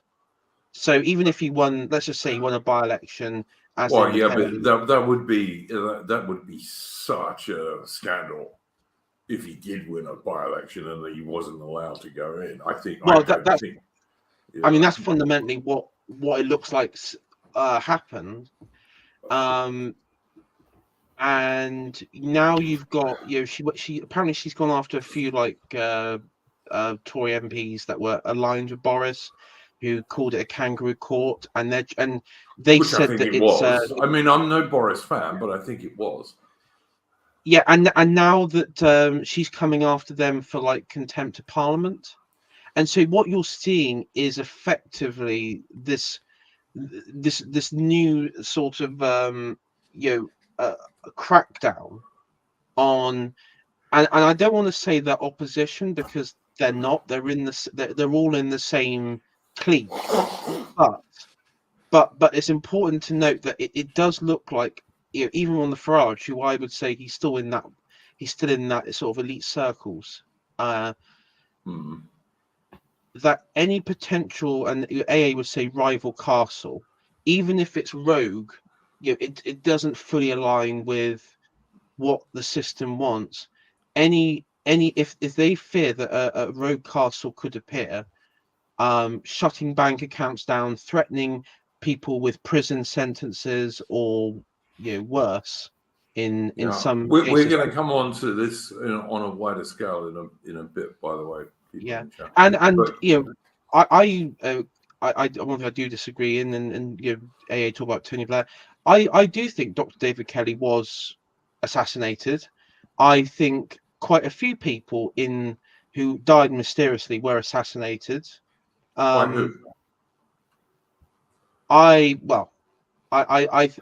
don't know I don't know who they are exactly, but I do think people who spoke out against the Blair regime of the day who died. Fair enough. Yeah, no, I don't disagree with that at all. I think Blair is a total scumbag who should, at very, very least, have been sent to prison for quite a long time, rather than being knighted. Yeah. But that's my opinion of Tony. I'm not saying that he ordered it on the phone or anything, or ordered it directly, but all I'm saying is that in those instances, like with Epstein and all these other things, is the regime will protect itself at any cost. And let us not forget, Tony Blair got over 700 British servicemen, and like about 2 women who shouldn't have been there in the first place, but over 700 British servicemen killed in Iraq and Afghanistan for sweet Fanny Adams. Nothing. Yeah. They died for nothing. And there were thousands more who were wounded and maimed and lost limbs for the same scumbag Tony Blair, which is why when AA goes on about Tony Blair, I just don't watch his streams because I fall out of it, because I detest Tony Blair. He's a vile, vile traitor who should be in jail, as far as I'm concerned. And knighting him was like insulting the British people even harder.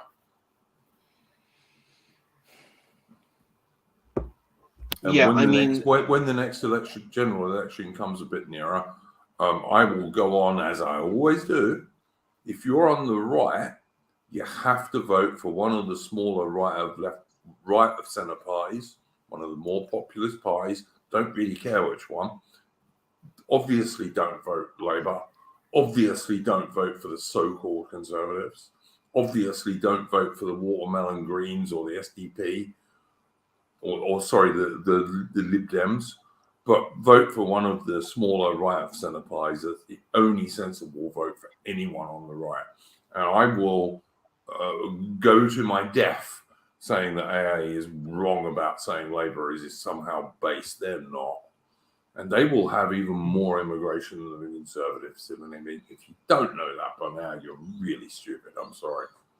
I think his hope, his hope or whatever, is that if that on the surface level, so like walking the streets, you're not going to have diversity hires with knives stabbing you, and that's going to be put away. But then in the background, like in education, business, corporate, you're still going to have all the gay shit. I think that's what his idea is, that when you walk around the real world, you're not going to see.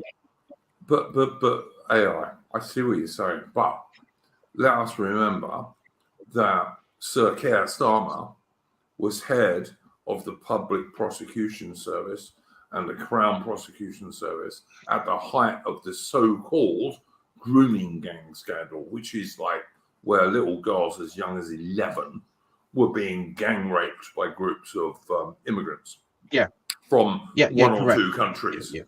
And Sir Keir Starmer was head of that during the height of that and made sure hardly anyone was prosecuted and was knighted for his hard work in doing that.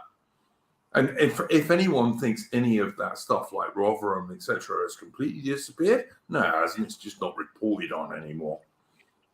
No.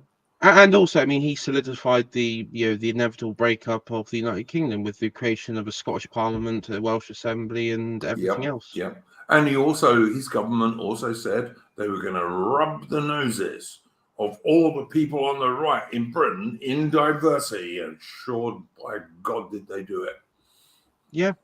I'm sorry, I'm never going to vote Labour, and I don't care who's in charge of Labour. I will never vote Labour so long as I breathe. I'd sooner set myself on fire. Does AA actually argue that? I mean, I don't really listen to him, but I mean, I see. No, he does. He's obsessed with Tony Blair for whatever reason. I have no idea why. I mean, people like Mr. D try and tell him off about it, but it doesn't do any good. The trouble is that he looks at like Tony, because the trouble is Tony Blair enacted all these policy changes, created the problems we see today. He then spent a good latter half of his time trying to rectify it. Remember all like the ASBOs and tough policing rhetoric, and he was talking about it in the latest stream. My problem with that, and then of course, because what you'll say is, and quite rightfully so, that the under Cameron the Tories took the worst part of Blairism that he implemented and basically ran it, and it was just even shitter. Now, if I was to say, well, which was worse, was it Tony Blair or Cameron's era? In some ways, I do think Cameron, because that but the problem is one can't not exist without the other, if that makes sense. I would argue, AI, that it's actually Blair, because he introduced all these ridiculous changes. For example, the so-called British Supreme Court, which we didn't need, didn't want, and was an American import, which they constantly use these days to stop deporting immigrants, illegal immigrants, by the way. There's that. And there's also the fact that at least under Cameron, we got the, because he had no choice, because the Conservatives were going to split otherwise, we got the referendum on Brexit, which, thank the gods, we won, although obviously the Conservatives since then, and certainly our current Indian banker leader, Rishi Sunak, are trying to completely roll back. Also, I kind of think that this whole competence over incompetence argument is kind of dumb. Labour do a good job of pretending to be competent, but I mean, you can look at David Blunkett and the Lincoln prison riots. They essentially got him and Blair essentially got outmaneuvered and shut down by the very blob that they built. Yeah, you can actually go and look up the Guardian articles from the Times still now, from like 2006. 100%. what's that like that syndrome, that psychological condition where you have like someone who starts a fire and then runs to like put out the fire to make himself or herself look like a hero. That's sort of like how I view Blair. It's like he creates the problem and then works tirelessly to to solve the problem that he created, and it's that's and my their solution problem to with the him. problem always just creates more problems for them to I'd like to put Blair in the middle of the roughly, I don't know, 10, 12,000 widows and orphans who he created during his government. I'd like to put him in the middle of them and let them do what they wanted to him. You know, I mean, their dads and their brothers and sons, etc., all killed for nothing. He has faced down those families, I believe, before in some when he was promoting his book. Do you remember, right back? I tell you what, mate. I'd love to see him face me down because I'd kick his face in Minecraft, of course. Well, of course they wouldn't. They just wouldn't get in Minecraft, of course, Susan. Yes, but utter scum. I mean, the only thing with Blair that you do have to watch, and I think this is ultimately why AA does watch him, is that he does have immense influence in the regime, and whatever he does, it does appear to have an impact of Britain in the future. Like recently, it's artificial. I'll tell you something. What I think, AA is less right wing than many people think he is. He's way to the left of me. Way to the left of me. And I think he's actually. I remember watching AA in the early days of his streams when he had the Britisher as his co-host, which should tell you quite a lot too, because the Britisher is an idiot. But I stopped watching AA probably 2015, 2016 because he was so left wing. And I like AA has gone to the right because that's quite popular. And I hope he's gone to the right because it's a real thing, but I don't know that. And when I see him saying, "Oh no, we should support the Labour Party in the next general election," it totally loses me. It's ridiculous. It's worse than not voting at all. I mean, I would say that his thing is, I mean, of course, he's a scholar of literary work and everything, and elite theory. And I think a lot of his decision making is bound up in elite theory, and that in some ways it's come down to, it has come down to competency level, and the trouble is, yes, it's good, but at the same time, with elite theory, it has to be the right elites. It can't be these fuckers because they're insane. 100%. I mean, because like Tony Blair was on a stream talking about like with this group of people, talk about artificial intelligence and its future, and then like this woman talks about how it has to be like gender fluid, diverse, and it's like this is just fucking insane. This is fucking insane, and these people are insane. And I mean, I think Tony Blair probably does know these people are insane, but I mean, this fucker has surrounded himself. If Tony Blair was any, because the problem is, even if he does believe that all of this is bullshit, and I don't know if he does or he doesn't, because it's hot and cold with him, Tony Blair, whether he believes in all this crap, but he's fermented it. He's given it the legal room to grow in this country. And it's now permeating within the elites. It's permeating in society. So, yeah, I mean, at the end of the day, he isn't a friend, and no, he's a vile traitor to the Anglo-Celtic British people. Tony Blair is a vile traitor who should be in prison at least. Yes. And you say you're right wing. Oh, mate, I'm more right wing. So I've been accused of not being very right wing. Trust me, mate. I'm not only am I right wing now, I was always pretty right wing.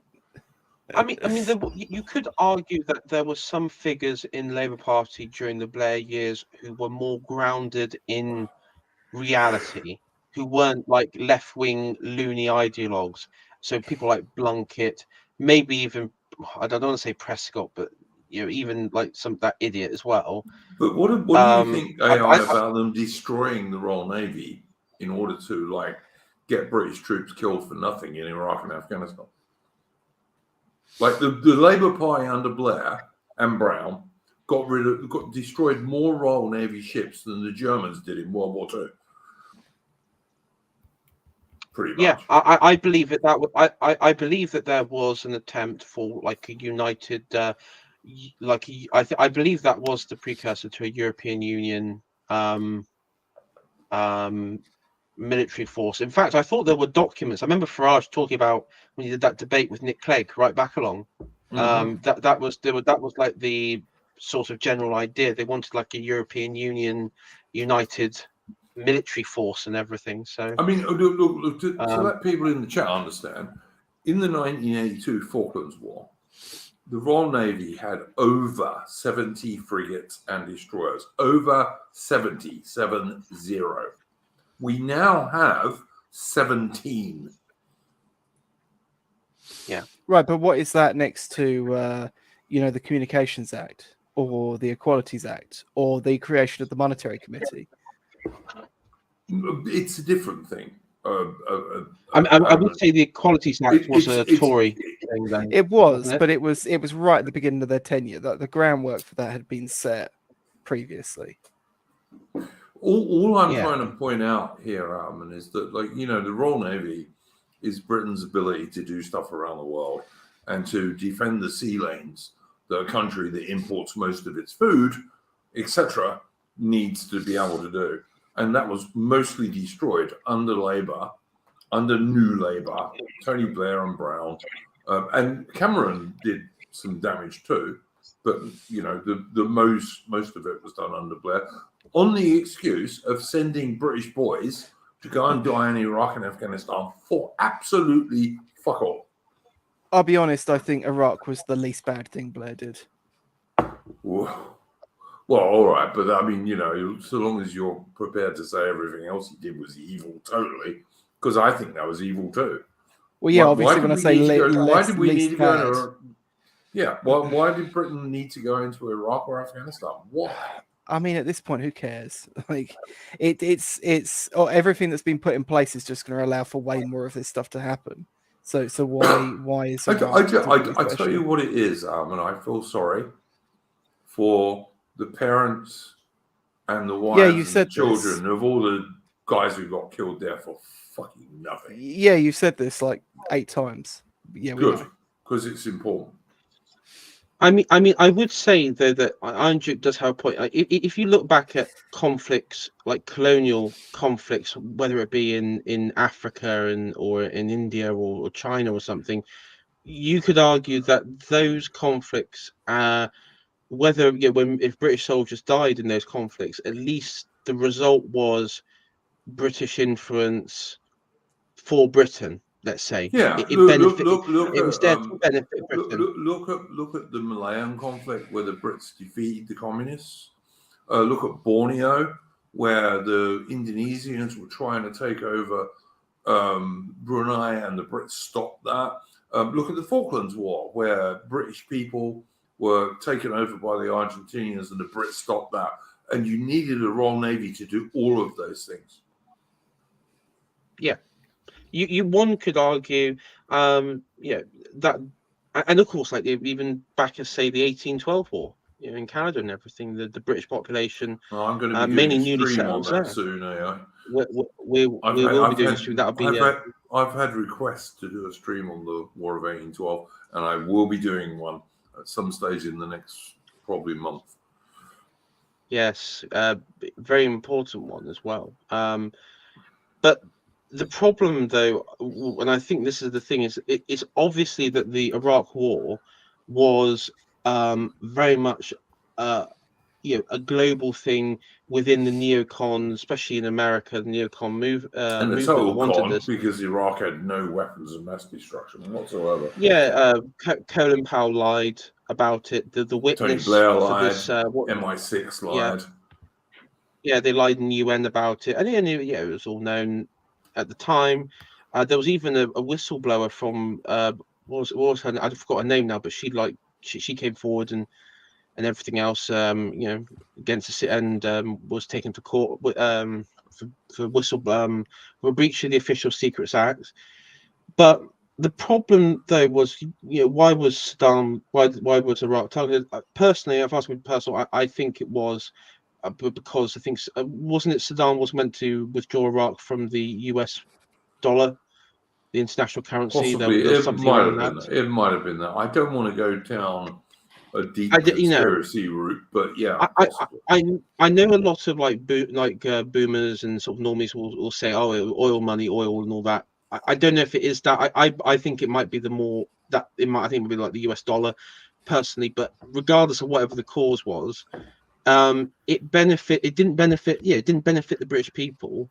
And I mean, in look, fact, AI, even like the Islamic State, for example, the Islamic State, without any doubt whatsoever, was getting some support from British military intelligence, i.e. MI6, which is the British equivalent of the CIA, and they were also getting some support from the CIA, no doubt whatsoever. And when the Russians went in there, supporting Assad, and most of the Syrian people seem to support Assad.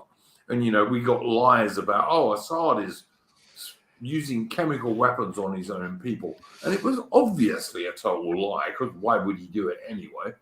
But yeah, these Islamic State scum were getting support and money from British and American intelligence. They absolutely were. Yeah, and to go back on the Iraq thing, don't you mean just quick moderate opposition, Duke?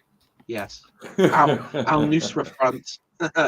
To go back on the Iraq thing, though, is from the veterans that I've spoken on who were there, they pretty much will all say about how when the problem was that when Saddam was, the regime, the Ba'ath Party was removed, suddenly the Ba'ath Party were all out abolished. Soldiers, policemen, people who were in that government who should have been quickly put together. I guess if you wanted to have like another government, you would have needed the Ba'ath Party. Killing Allied soldiers. Yeah, because they had no money, but they had all the guns. Yeah, they had all the training. No jobs, they had Yeah, and also I mean, one veteran was saying that he was telling me how like the infrastructure, the water, the water systems, just because everyone went home, there was no pay, so they went home. So the water system did stop working. It was complete anarchy. It was like a total he says like civilizational breakdown. Yeah, and so and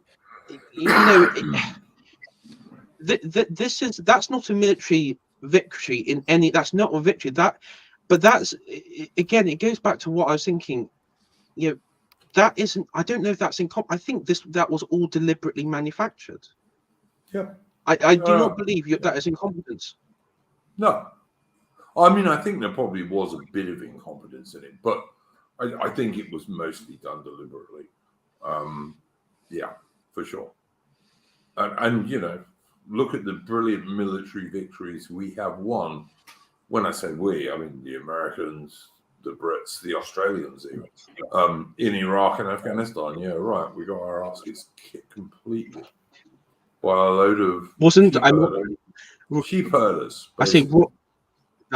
That's right. And Rory Stewart, wasn't he like a regional governor in like Basra province or something like that? Well, the Brit troops who Blair sent to run Basra in Iraq didn't even have the right equipment to do it, for God's sake. And quite a lot of British soldiers got killed there because they didn't have the right equipment to do it, because Tony Blair didn't give two shits about them, basically. Wasn't it like Wasn't it one time when Tony Blair tried to visit the place, like the soldiers were told, I can't remember what it was, but they were told not to talk to him or whatever it was. Can't remember now. Could believe it. Apparently, I could believe it. I could believe it. Yeah, there was some special orders given to the soldiers. Sorry, you go. Yeah. No, I was just going to say I've heard that one as well, and also that soldiers there was actually like lower food as well. There was like a bit of rationing because there was problems with the sort of food supply. And it was so bad in Afghanistan that the memorial to all the British troops who got killed in Afghanistan, which was about 550, had to be taken back to Britain because they knew what the Afghans would do to it if they left it there. And yet we still get, even last week, British Forces News on YouTube. British Forces News is a British Ministry of Defence channel paid for by British taxpayers. And 90% of its output is either about women in the military, diversity in the military, how wonderful Ukraine is. That's basically all they ever do these days. And I'm shadow banned from it. Like if I write a comment under one of their videos, it never shows up to anyone else. And I'm sure there are many others. Like you'll sometimes see a video come out from these absolute wankers. That will have 30 anti-comments under it, and it'll have three downvotes, because I've got the YouTube downvote thing, like every sensible person should have.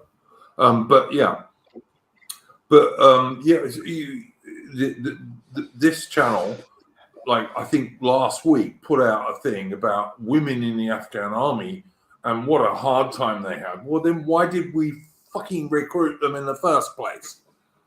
I'm gonna have to go anyway because I've got to start early tomorrow. All right. Anything you wanted to shill at all?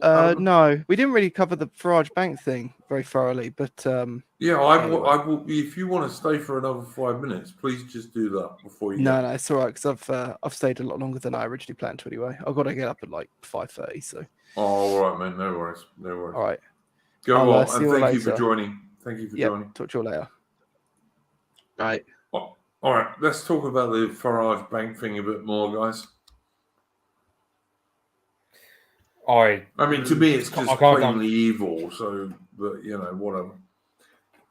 I mean, I don't really know much about the details beyond the video he put out. Because it hasn't named the bank, but then again, what's the point when literally every other bank out there has refused him? So. He can't claim an income. The thing is, you have, for example, PA, you have Tommy Robinson, and all the other smaller right-wingers who had this done to them. So on one hand, I'm thinking, okay, Farage didn't say anything about them getting it handed to them. But then again, it's also, look, at the end of the day, Farage is the biggest figure we've got. If he goes full-on, punished Farage edition, shall we say, and, becomes leader of say reform, changes the party to more amenable as opposed to what Richard Tice is like these days, like how he chucked at Steve Laws. Yeah, let's say Farage gets in charge. How could Richard? I've got to ask you this, Mitch. I'm not a big Steve Tice fan at all, but how on earth does he chuck out Steve Laws? What did Steve Laws do that was so terrible? I mean, the thing is, Steve Laws, I don't think he's as right wing as us. Don't think. No, he's not. No, he's still a fairly normie kind of dude, I'd say. Yeah, he talks about mass immigration, but aside from that, he doesn't really talk about any. He doesn't talk about the Cultural Revolution, or doesn't talk about. Oh no, he won't talk. He doesn't really talk about abortion. He just talks about mass immigration, which again, talking about mass immigration is milquetoast compared to what you and I would believe in. Yep. In context of public discussion, but the fact that even him, even the likes of Steve Laws getting chucked out reform, this is why I'm not going to vote for reform. I'll just vote if I can. This is a problem. Reform is the only other party that was on the ballot last time. I'd vote Reform if they were the only right-wing party other than the so-called Conservatives. I would vote for them at the next general election, but not otherwise. Or if they had one of the Conservative MPs who defected. I might vote for him as well because he had the guts to defect. I mean, Andrew one Bridget was a sure thing. Yeah, Andrew Bridget. I mean, one of the problems that you've got is, I mean, looking at Reform, and I watched their launch, is that effectively their only talking points is, I know what a woman is. I'm a woman. I've got a pair of tits. And a vagina. Yeah, that was it. And what's the other thing women have? I'm trying to think.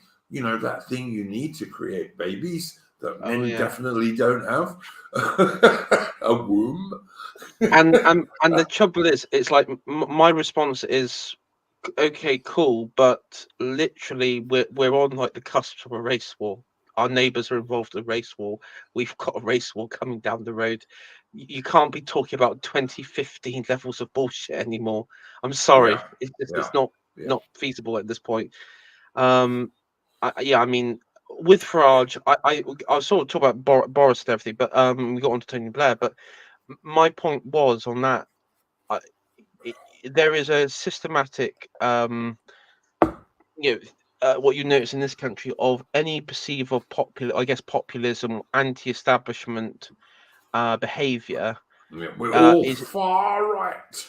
Far right, yeah, well, whatever they call it now. Even like George Galloway and people like that have been affected. But any anti-establishment behaviour is like it's so no longer tolerated. Like Corbyn to Boris to Farage, whatever, that they are willing now to. You're segueing us into our final subject here, Aaron. But carry on. No, that's it. That was so. My point on this is, they fear that Farage might be creating a rival Castle, and so Castle gets kaboomed. I mean, that's. Look, if Farage went back to Reform and took over its leadership, Reform's going to do bloody well at the next general election. Simple as that. And I mean, if he went back and took over it, even though I have my disagreements with Farage, I'd still vote for them if he was the leader of it, for sure. I do remember that the one of my problems with UKIP, even thinking right back along now, and it always irked me even back then, was how quickly the BNP, and I remember the BNP at its height, how quickly that collapsed, and then how quickly UKIP came along. And they were like the perfect containment. And even back then, I did think, because I did vote and I joined UKIP at the time. But even then, because remember, UKIP banned BNP members from joining. Yeah. Look, I don't like that. I also don't like the fact that Farage left UKIP. I hate the person who Farage recommended as the leader of UKIP afterwards. Yeah, Henry Bolton. Yeah, exactly, Mitch. Yeah. All of that is true. But still, if Farage came back and headed Reform, I would still vote for them if he headed them. I mean, the trouble is just because they would get enough votes to actually get some MPs. Yeah, I mean, I would say definitely on a council level that would be helpful as well, but.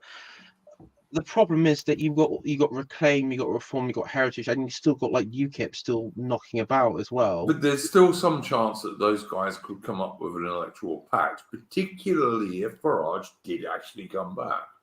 Then I think you might have some chance of an electoral pact. And I've had a dude who's involved with some of these smaller parties, not Reform, but some of the other smaller parties who actually has said the same thing. Like if there was a decent leader in charge of one of the bigger ones, they could actually come to an agreement, so they didn't run against each other. I mean, for them, for that to happen, that would be great. But also the as you know, the Tories gatekeep conversations on the right dramatically.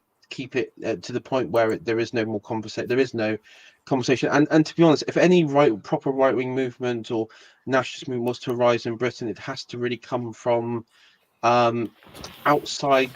I think it'd have to come outside party politics.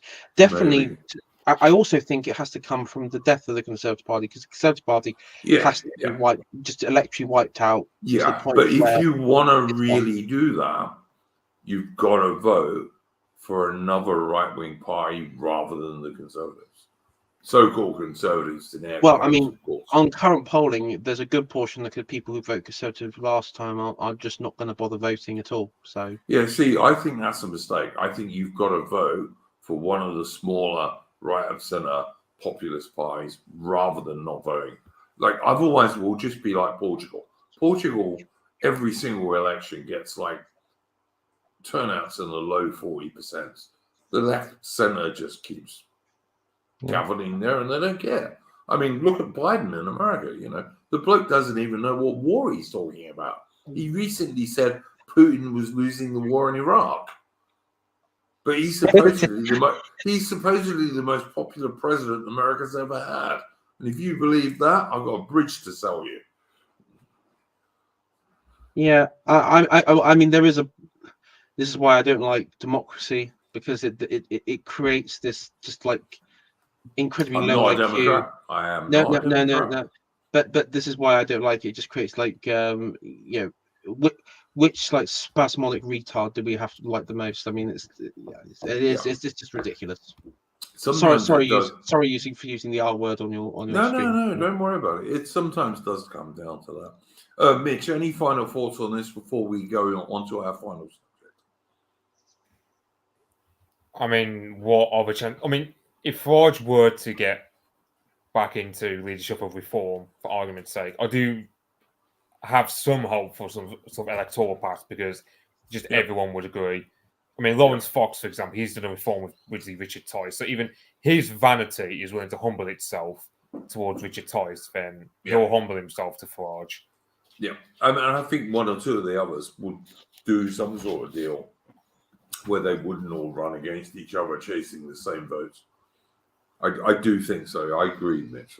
That's my opinion entirely. All right, let's move on to our last subject. And this is a twofold subject.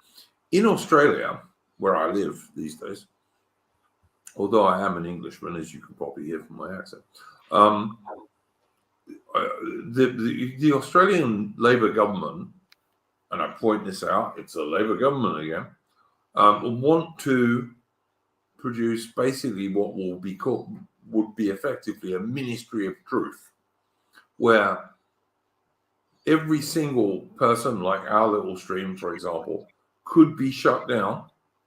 And if we didn't shut it down, we could be taken to Australian court and fined or even sent to prison for saying stuff that the Australian government and the Australian mainstream media did not agree with.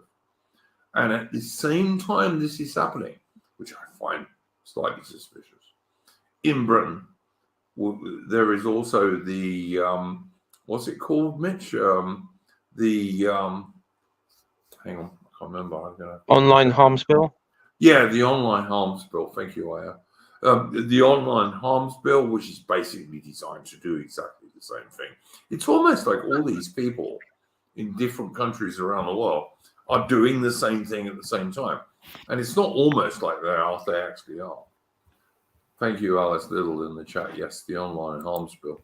And this is like the British version of this Australian Ministry of Truth.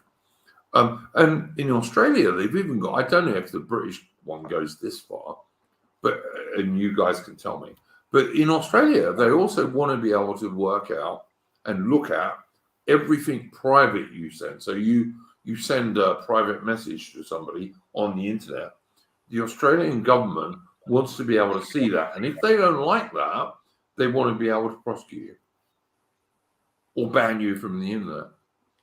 That's exactly what Australia is doing at the moment. And as far as I can work out, the British online arms bill is pretty much designed to do exactly the same thing. Yeah. I'm very sorry, Andrew. I'm going to have to go in a minute, but have your say on this first. Yeah, I'm going to have my say. Just very quickly. Yes, it isn't by chance. I believe it's all coordinated. I believe that I think, And going back to that Tony Blair stream, one of the problems is that with social media and communication and AI and the future of AI, and right backlog, if you remember, like the memes of 2015, 2016, they lost the people like Tony Blair and friends lost control of the dialectic. I think that freaked them out. In fact, it still haunts them to this day. And because there is, there is like this AI sort of change coming through. I think that this is a way of preventing rivals to use it, because I mean, with AI, you could fake entire instance. You could actually manipulate events 100. quite easily. 100. And as Tony Blair says, we have to when he says we, like him and his friends, we have to harness this power. And so I think that's why this is happening.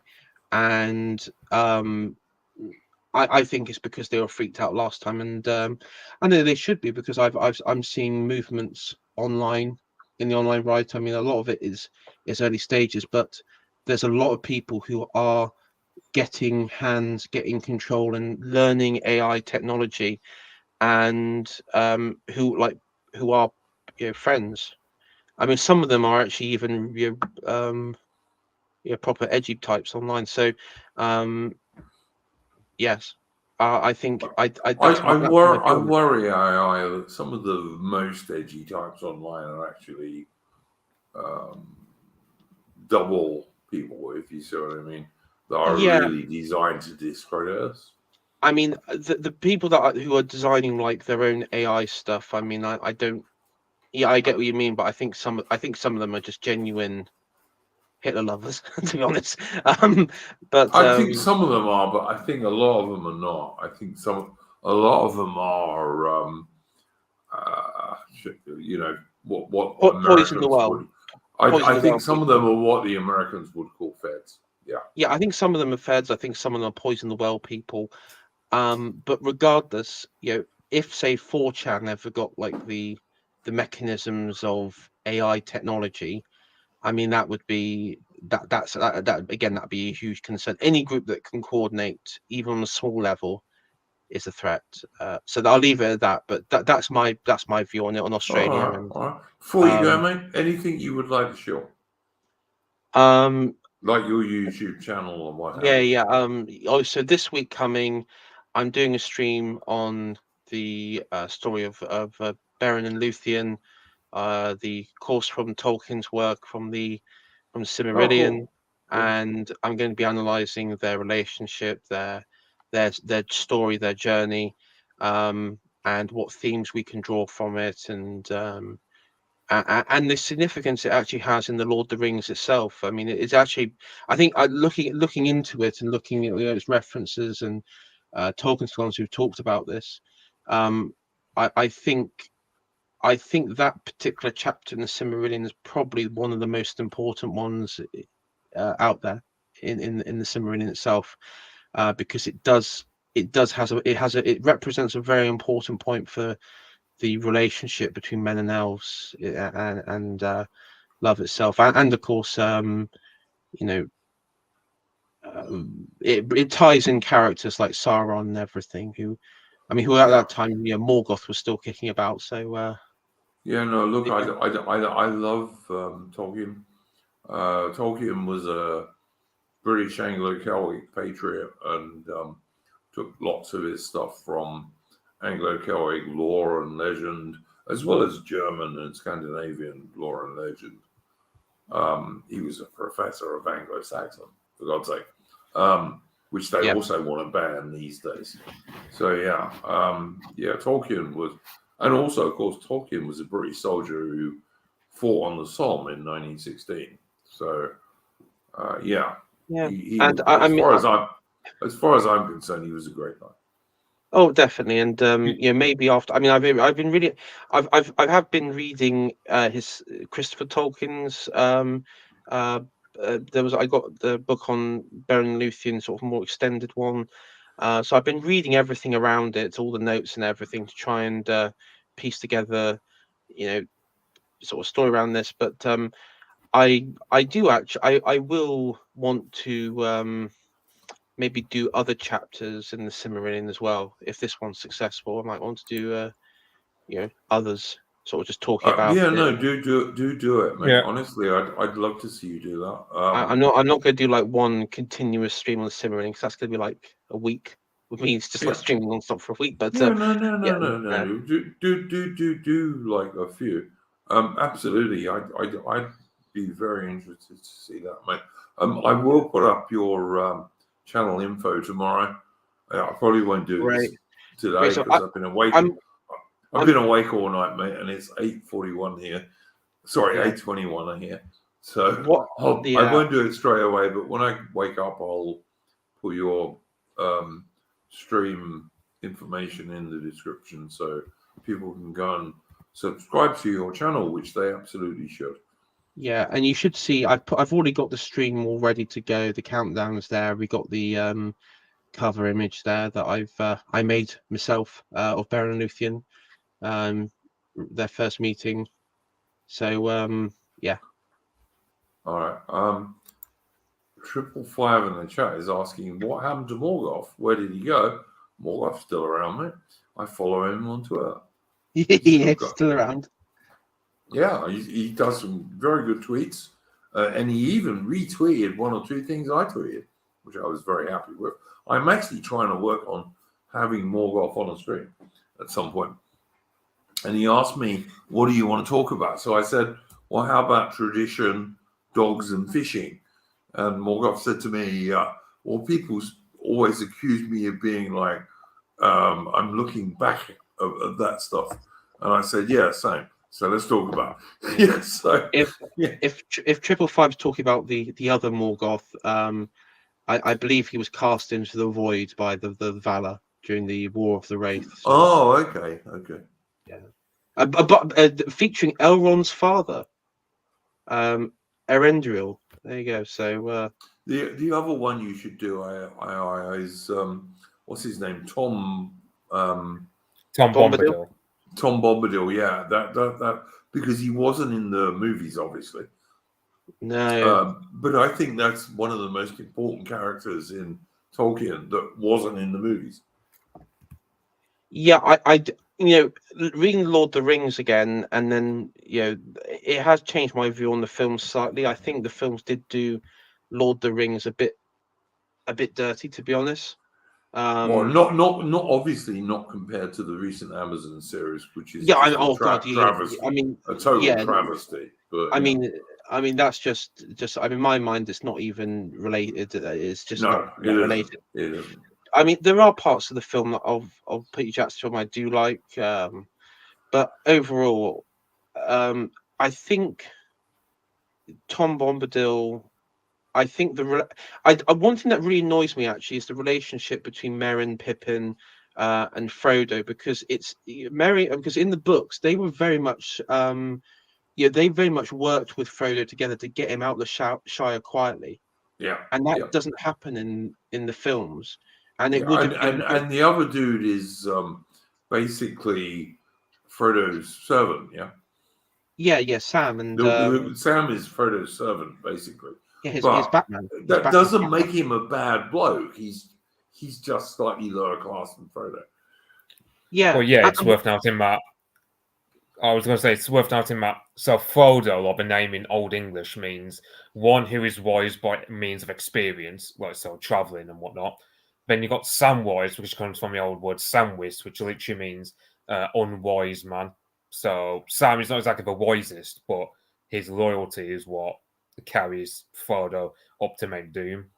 So there's that. I often think, Mitch, that like Tolkien's idea for Sam would have come from when he was serving the army in 1916. Yeah, word and so. I mean, you would have had officers who would have had, I don't know what the word would be, but like sort of direct subordinate to an officer would just help him. Batman.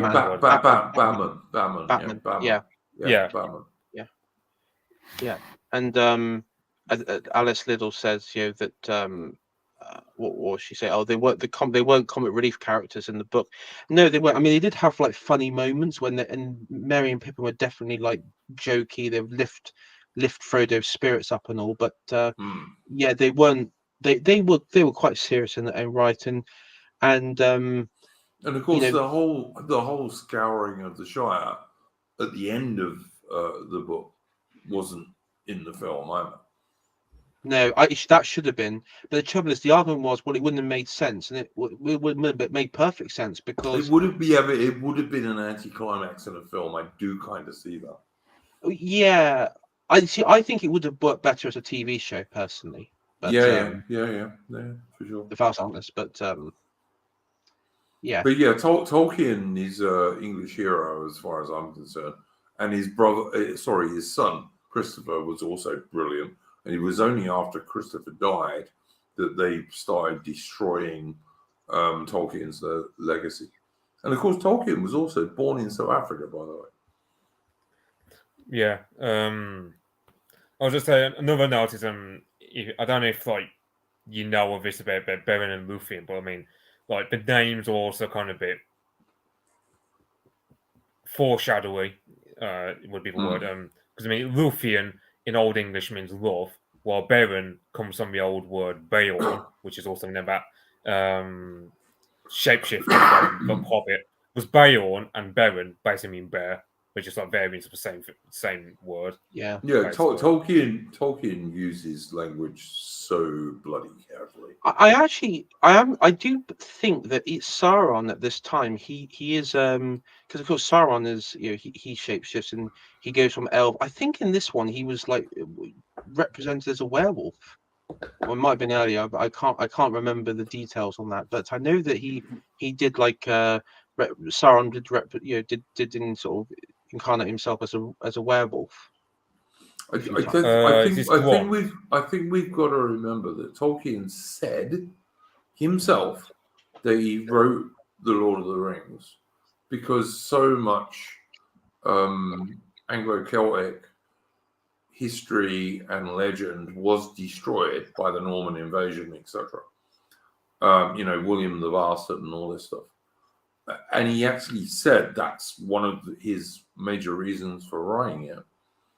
And because he was a professor of Anglo-Saxon, he drew very deeply on Anglo-Saxon and British history and legends, but also, as I said earlier, Norwegian and German stuff as well, because he had to. But his stuff on language was so careful. And someone like Mitch, who speaks multiple languages, will get that far more than I do. Yeah. I believe when I was younger, I did actually write like a fanfic in the Tolkien universe where it was about a band of hunters that would travel to the far north to hunt dragons. I mean, I do remember writing that. Not to blow my own trumpet, but better Amazon Prime show. But yeah. Don't disagree at all, mate. Don't disagree. So yeah, I mean, I definitely influenced by that. It was Tolkien was a good patriotic Anglo-Celtic British man. He was a good bloke, and we should. I mean, support. I will give Peter Jackson his dues. He didn't like. He didn't totally fuck it up. No, he didn't. No, he didn't. No, I don't want to sound like ungrateful given what we have today. He was faithful to it and everything, and he could have.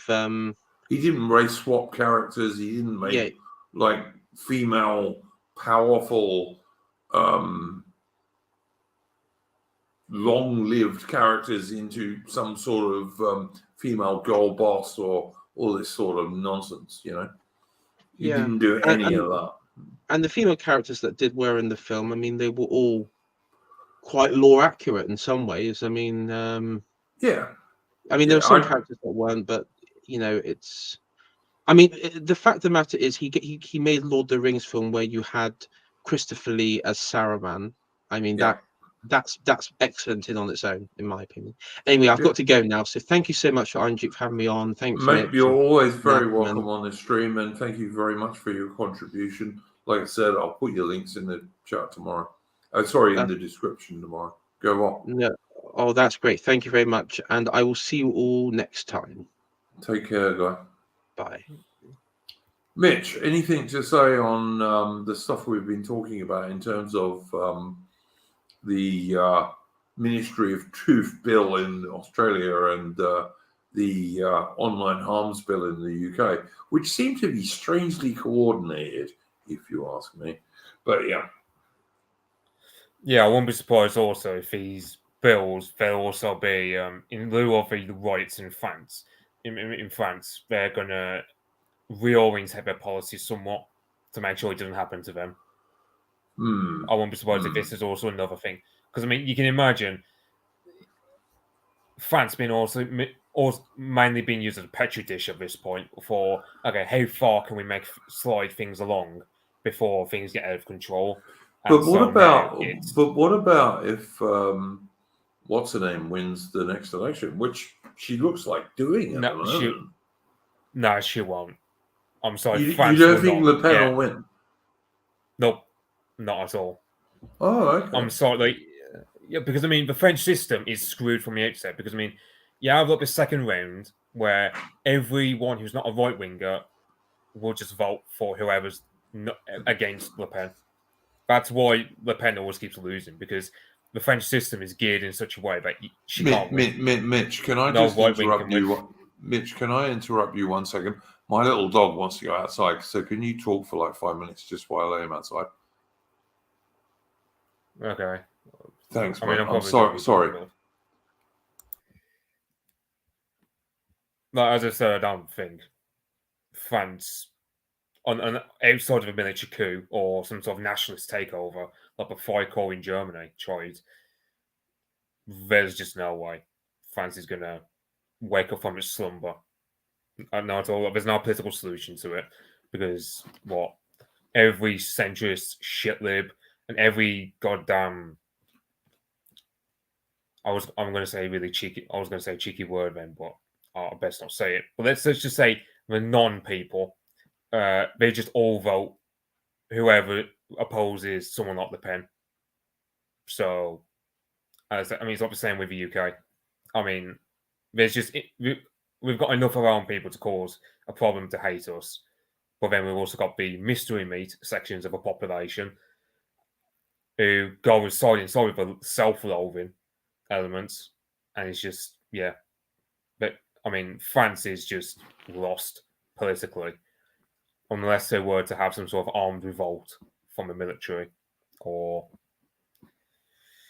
France are worse than the English, perhaps.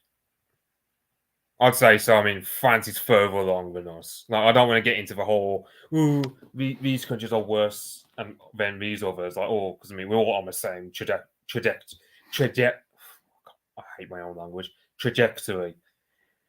So there's that side of it. But then again, France is the furthest along.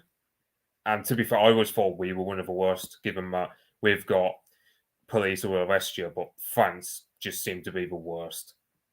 Ever whole lot. And I don't even want to get into bragging about it. It's just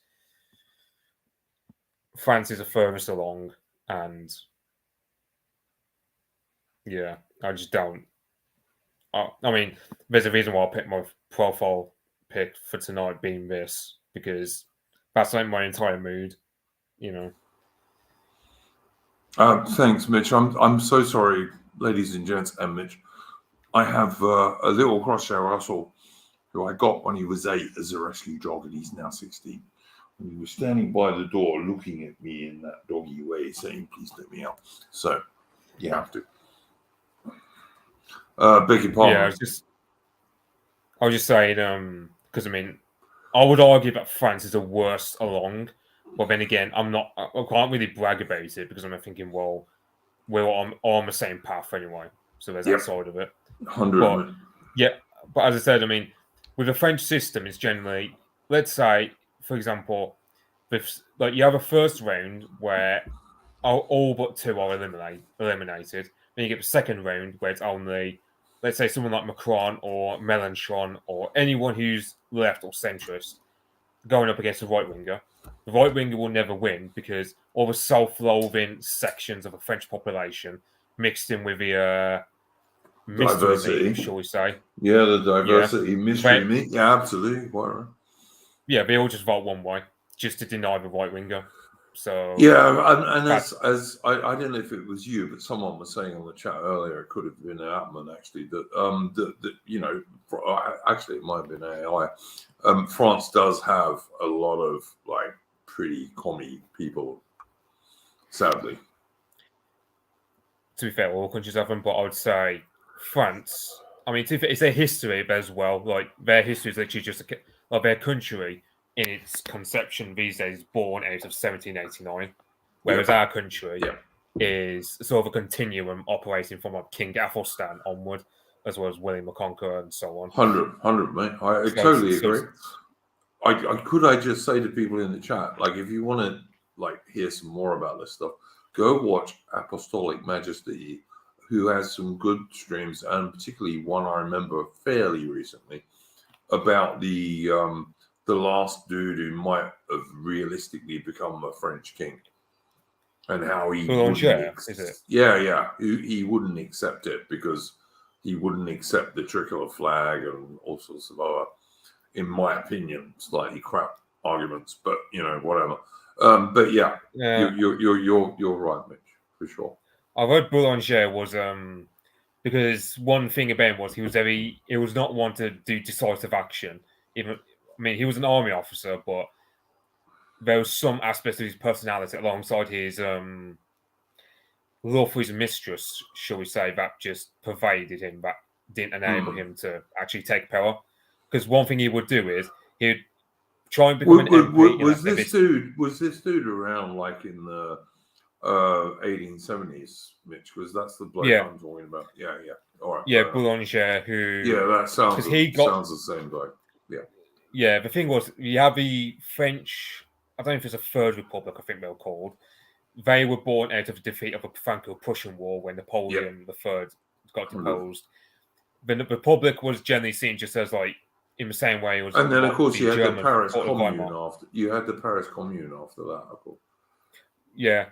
Then you had you just had a general sense of revanche, as it's called in French, where they just felt a great sense of revenge against Germany because they took Alsace-Lorraine. It was so brilliant that they managed to grab the British Liberal Party, including the conservative defector Winston Churchill, into supporting that. I thought that was such a bloody good idea from Britain's point of view. Not. Yeah. So, I mean, it's like Boulanger. I mean, you got in our country, we've got Enoch Powell. So there's that sort of it. Yeah. I mean, Ataman had Pétain as his profile pic. I mean, to be fair, Pétain is stained by World War II in a bit. Yeah. Like, rightly or wrongly, I'm not really an expert on French political history as much as, say, Apostolic Majesty would be.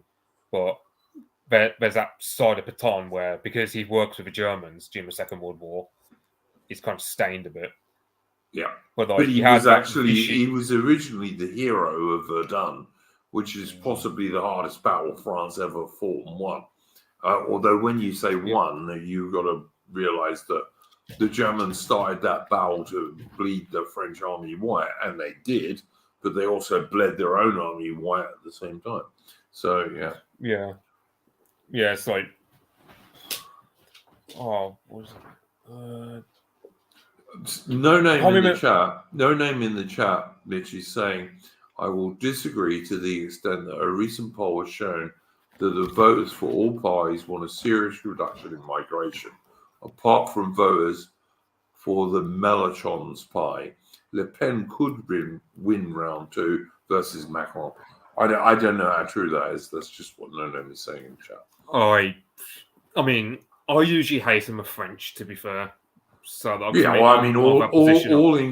good Englishmen do. I mean, yeah, because my position is basically I just want the French to live on so I can carry on hating them for the rest of my life. Yeah, and beating them, of course. There are handy people who go and beat from time to time.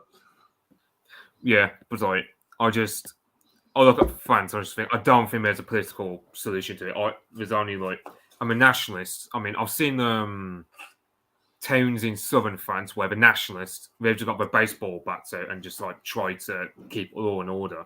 I don't think they're well organised enough. Although there's a guy I know on Telegram who was in the French Generation Identity, and he pretty much said that the French GI lads were very hardcore. Like they'd be the kind of guys who I can believe that. would be, these would be like the kind of guys who I don't want to invoke Napoleon because I mean I did involve because I remember that statistic I put out in your chat on that stream.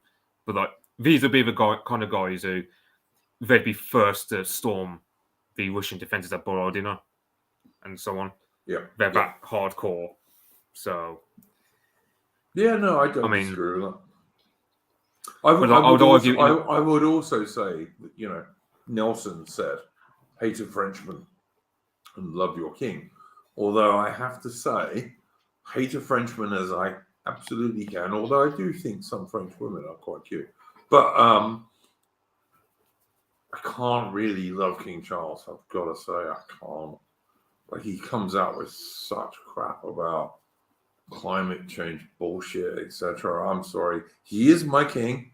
He absolutely is, but I'm not a big fan. I've got to say, I'm not. And I know some British people will hate me for that. I mean, I'm pretty much apathetic about the monarchy, to be honest. I can't really. I want the monarchy. I want the monarchy to be good, but I don't think King Charles is. That's my view. Yeah. I mean, I'm a monarchist, but on the other hand, it's also the royal families.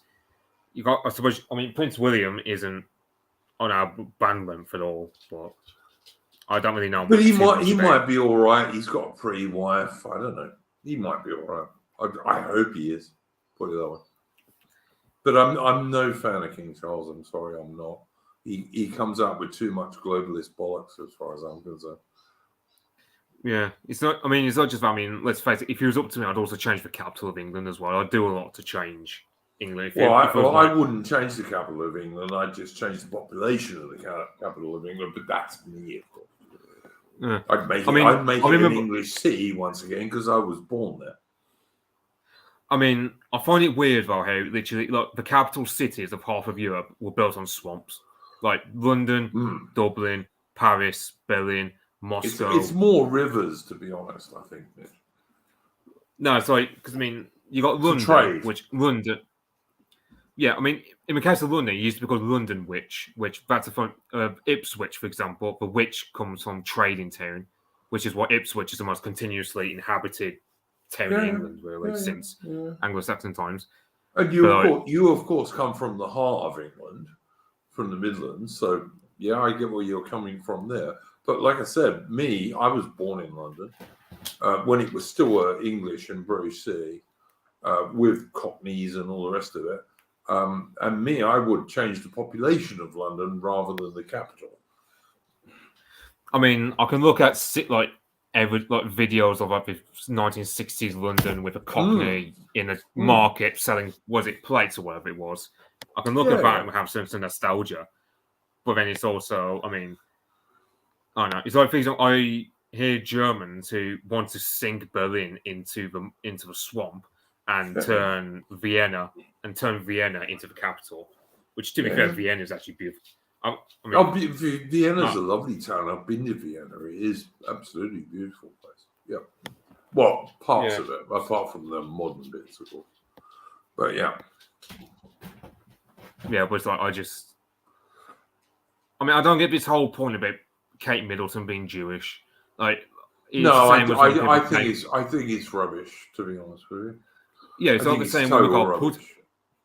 Yeah, it's just like because apparently there's rumors that one of her ancestors was a Jew, and I go, okay, this is like when people claim that Vladimir Putin is Jewish, and it's like the document they used to prove that has been confirmed to be a fake. I won't be surprised if his rumors about Kate Middleton being a Jew are complete Fanny Adams, shall we say? I'll be honest with you, Mitch. Right, I think there is some truth in the JQ stuff, and the small hat people having too much power in terms of movies and television and media. I think that's true. I think there's also some truth, and a great deal of truth actually, in them having too much influence in terms of Israel, which I'm an entirely neutral person about. I don't regard Israel as a friend or an enemy. They're just a country. But there is certainly a lot of truth in the fact that Israel has far too much influence on American foreign policy. Or both of those are true, without a doubt. On the other hand, the people who only go on about that all the time, every time they're online, in chats, etc., etc., etc., I am extremely suspicious of. I think a lot of them are feds. I really do. I mean, I can look at the JQ and think I can believe in it, but also I think when people spur on it too much, like I won't name names, but especially the Americans, it's kind of like the more we just talk about it, the more I just think, okay, we're just turning ourselves into like a racial group of suckers, basically. Like, we're just a racial group of losers who, like, fair enough. I also think, I mean, going off my own experiences with my own people, it's kind of like our own people also a problem. And there's enough self-loathing elements of our own people where I just think, sadly. Yeah. Sadly. This is why I want to do more history streams, because I just don't think our own people, and I mean Anglo-Celtic people, they just don't know how good our history really is compared to the propaganda shit that the Bias Brainwashing Corporation puts out every week. Well, yeah, I mean, it's like you get third world countries where they see English as a kind of like a prestigious language, much like France is, like the French language used to be in Europe, or German used to be in like Eastern Europe, for example. So it's kind of like, I mean, because I can't remember where I read it from, but someone once said that the English aren't particularly bragging people. Like they are great people, but they just let the actions just show it for them, but don't bother saying it through words. Yeah, we're supposed to be modest as Englishmen. Yeah, because I mean, I can't remember who wrote it now. I can't remember. Jorge Santayana, I think his name was, or something like that. He wrote a book back in like the 1920s, and it's a very quoted book from like half of Anglo Twitter, where it's all about this is what British people are like. Yeah, being born an Englishman or a Briton means you win the lottery of life, and that's just taken for granted. That's certainly how I've always felt. Like, I would never be. There's no other nation I would even consider wanting to be from, rather than England and Britain. Not a chance.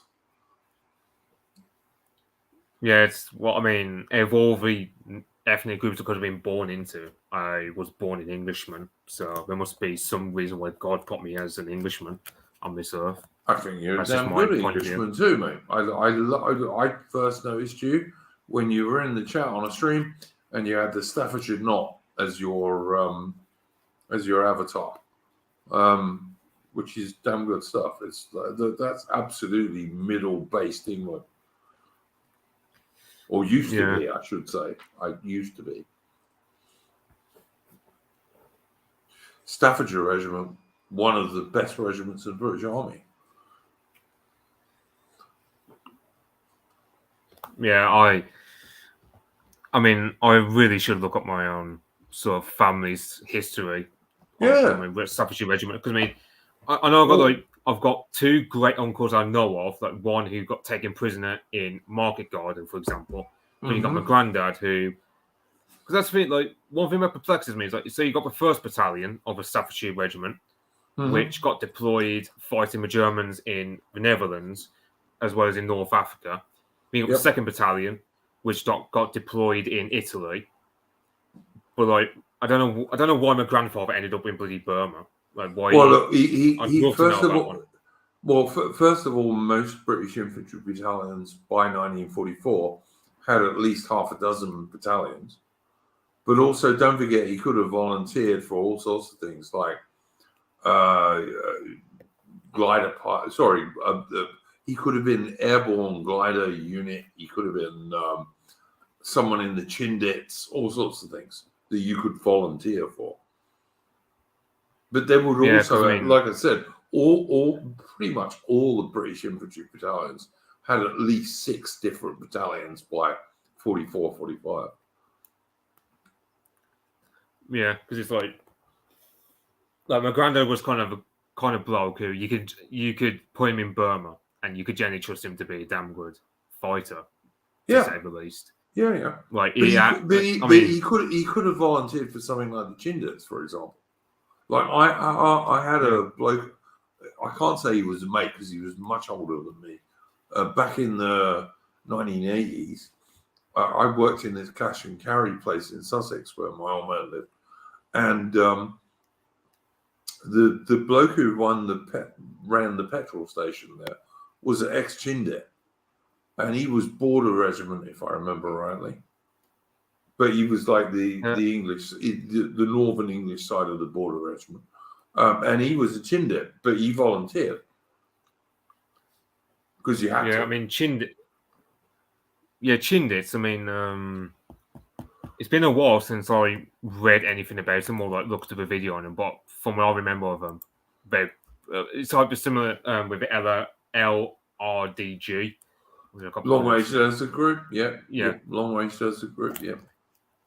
Yeah, because it's kind of like I remember.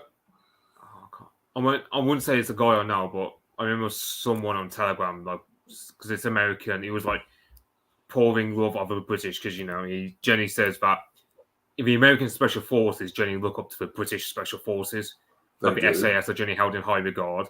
Yes, and it's like, and also, I mean, you've got the commandos of the Boers, but then you kind of got like the SAS, the Long Range Desert Group. You've got the Chindits, so we kind of separate. But the commandos, the British commandos, the Royal Marine Commandos, they absolutely do take their name from the Boer commandos. Yeah, it's kind of like that's why one of their marches is "Sorry Marae," which is a Boer folk tune, basically. Yeah, it's kind of touching in a way that the British Empire is like very keen on learning. Like you take, for example, in the French and Indian War, we would, for example, employ the colonists because we generally just outsource the fighting to them. Yep. In Europe, whenever we took supplies from the civilian population, we weren't complete bastards like the French or the Prussians were. We would generally pay the civilian population for any food or material we took. Like even if we took it forcefully, we still paid them because at the end of the day, you know, you just absolutely being courteous. Yeah, the Brits were always better than most other countries, and we still are, as far as I'm concerned. But I'm very biased, I've got to say. There's a reason my channel is British and Old Commonwealth. I have a few good Americans in my Discord, but they are good Americans, like Don the Pleb, etc. Yeah, I'd like to think somewhere out there there's like a Russian version of ING where it just talks about like, the Russian campaigns in Central Asia or whatever. Or there's some German version of you who talks about like the East Front or talks about World War One or whatever. Like, that'd be funny. I tell you what, I'm a big fan of the dude who wrote Storm of Steel. Ernst Junger. Yeah, I'm a big fan of him. The Nazis wanted him so badly to be a supporter, and he just wouldn't be. And in the forward to his book, he points out that he spent half of World War One fighting the British, and the British were the toughest guys you could fight, and also the fairest and least likely to murder you. Yeah, because he there was one bit where because he raided a trench on the French side, they did some cowardly tactic. I can't remember precisely, but he basically just said the French were all cowards. Basically, he didn't particularly like the French at all. I got my copy right here. If you want me to read out the quote about what he says about the British, go for it, man. Go for it. It says like of all the troops who were opposed to the Germans on the great battlefields, the English were not only the most formidable, but the manliest and the most chivalrous. I rejoice, therefore, to have an opportunity of expressing in time of peace the sincere admiration which I have never failed to make clear during the war whenever I came across a wounded man or a prisoner belonging to the British force. Yeah, he was all right, that dude. And Storm of Steel is a great book. Like I'd say, every young man should read Storm of Steel, and it kind of gives you some idea why some men like war. It really just does. And the yeah, I dude mean, is, yeah, he's great. The author is great. It's a great book, and it's very authentic. Like there's nothing in it you read and you think, I think you made that up. No, there's none of that in that book. And like I said, I mean, the Nazis wanted him to be a huge supporter, and he never was. Yeah, I mean, I saw one. Ernst Junger is the author. Yes, Aschinger. I love that book. It's one of my favorite war books. Yeah, I mean, Ashinger's saying he's never read it. I mean, I generally tell him, I would say, read it. Go read it, mate. Read it. Yeah, the problem is, like, the publisher I got it from is Mystery Grove, who unfortunately they've deleted their Twitter account now. They've just completely gone off the radar now. I can't remember what their reasoning was, but they had to just fold up shop basically. But if you look at it, if you look for that book, you can find secondhand copies pretty easy. It's been published many, many times.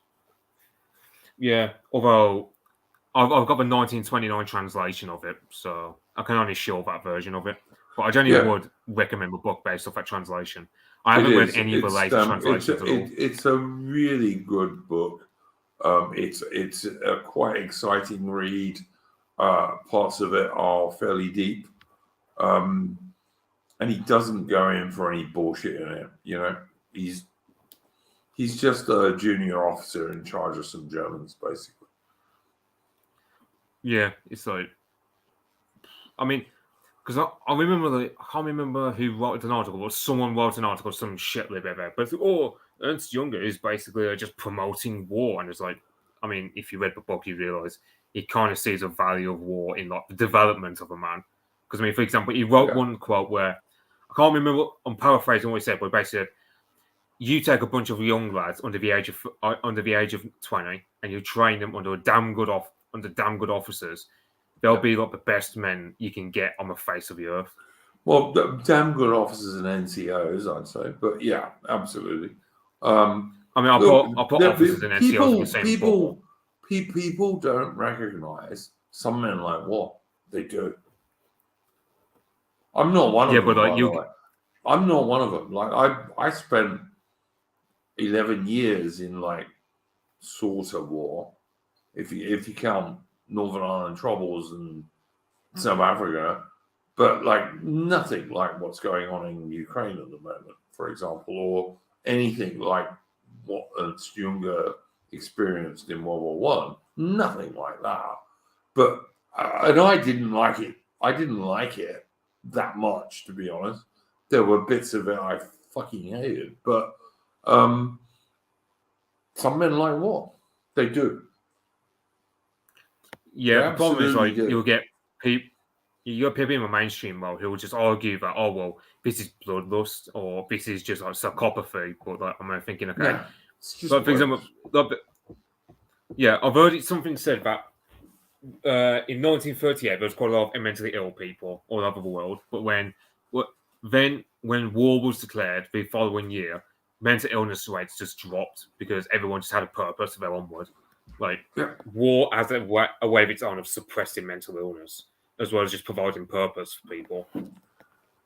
What you have to understand is there are bits of war which are really enjoyable.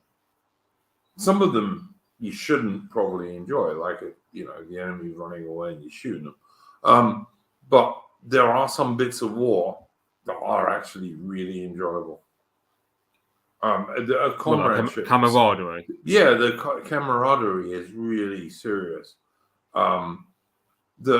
Even like sometimes when like I've never been under a serious artillery bombardment like say Ukrainian or Russian troops would have been in Ukraine.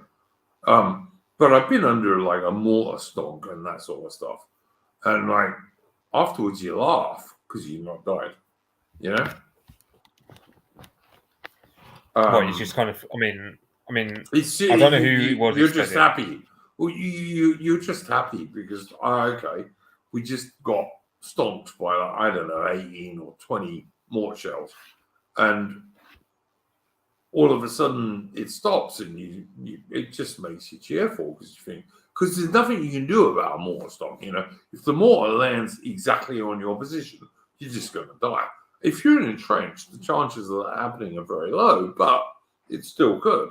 So yeah, I don't know.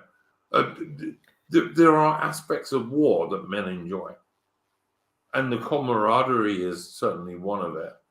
And you know, when your enemies are running before you and you can shoot them down, and you can hear the wailing of their women and capture their fucking cow. I'm exaggerating, but you know, there is some truth to that. There really is. Yeah, I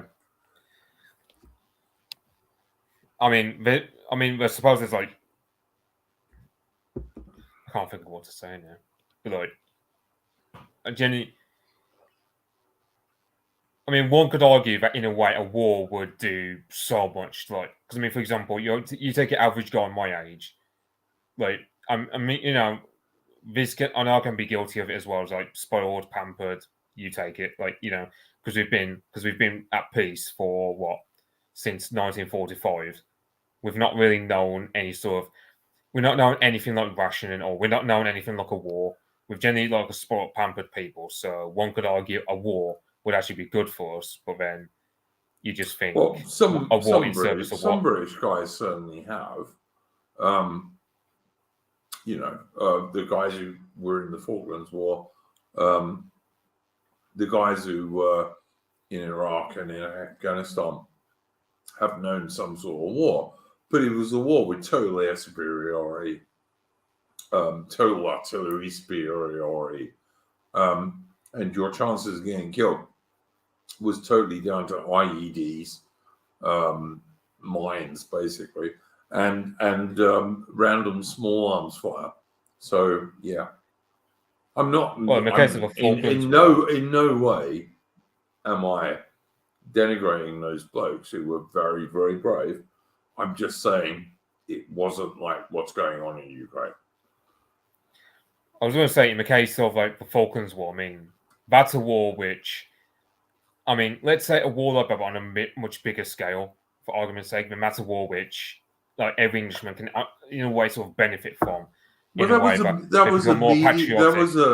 the Falklands was a medium intensity war. Wasn't quite as high as what's going on in Ukraine, but it was a lot higher than Iraq or Afghanistan in that the forces fighting each other both had artillery, air forces, all this kind of stuff, and a bit of armor. So it was a medium intensity war, and Britain won it easily because our troops were much better trained.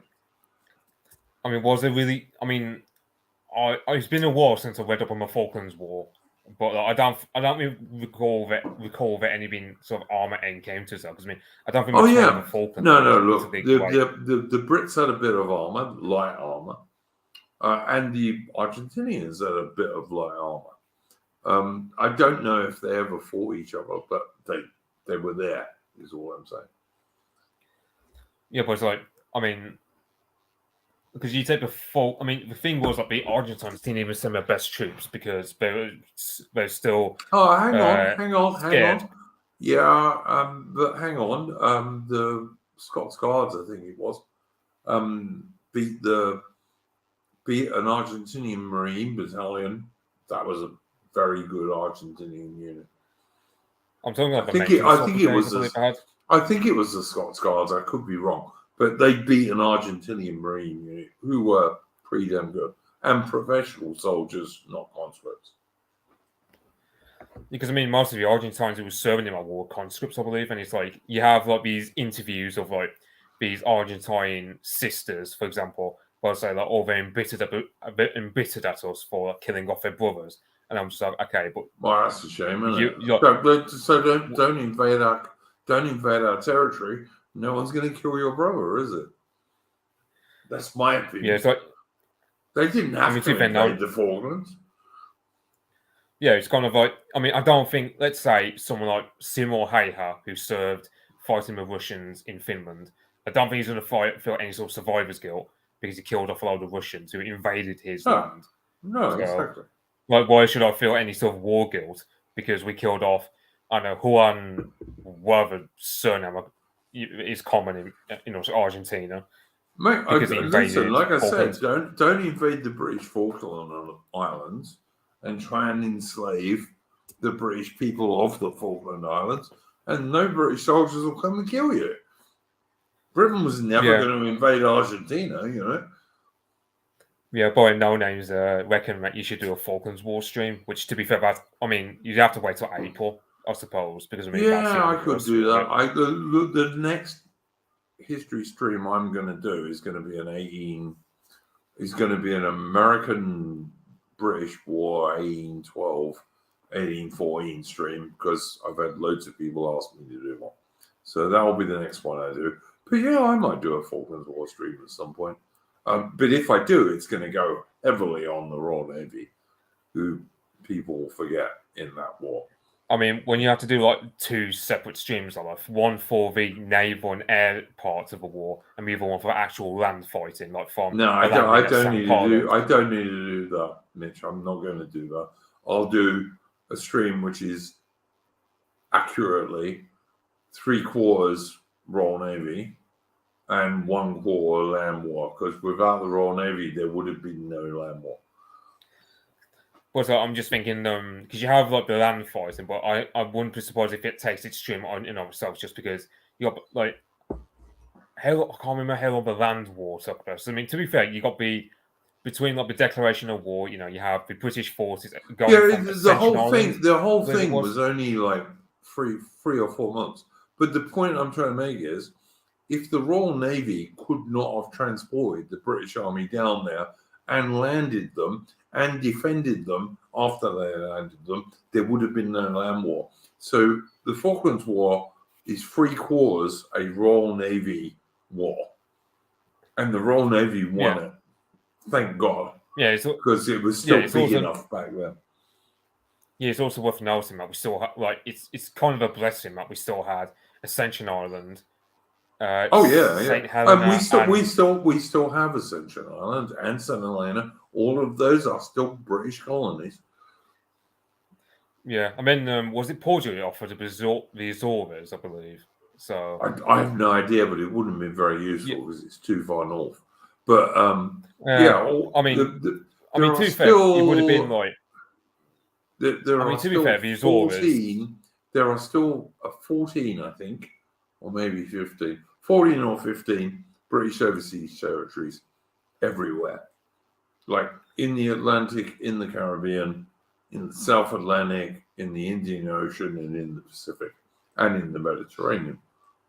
There are still 14 British overseas colonies, and the sun still doesn't quite set on the British Empire, to be honest. Wait, what territories do we have in the Pacific area? I know of like Akrotiri and the other one in Cyprus. That's in Cyprus, yeah. Pitcairn Island is still a British Pacific territory. I thought Pitcairn was independent. No, I thought it was independent, wasn't it? No, it's British overseas territory, man. Yeah, I thought it was independent. It's not. You're wrong. It's not. It's too small to be independent. It's British, and so is the British Indian Ocean territory in the Indian Ocean. They're still British too. And people used to say to me, like 5 years ago, "Oh, the Royal Navy never goes there. It's only used by the Americans." And yet, these days, the Royal Navy goes there every single year. So there you go. Yeah, I mean, I don't like Pitcairn Island. I mean, it's still British. Isn't it something like I was going to say, isn't it something like a case of like the British sailors end up intermixing with the native? Yes, it was. But I don't know how. Yeah, From the Bounty Mutiny, yeah, pretty much. Yeah. I mean, I won't be surprised though if there's actually that sort of stories overdone. To be honest, like, because I mean, you get some stories like that where I think perhaps true, but then again, it's kind of like I won't be surprised if the mystery meat over here would like big up the story just to go, oh, look at this, you know, all Brits race mix, therefore it's all right for all of us to just mix together, blah blah blah. Yeah, but the Brits who race mixed on Picard were race mixing with Tahitian girls. Have you ever looked at Tahitian girls? They're kind of cute. I know. Are they close to Hawaiians? Yeah.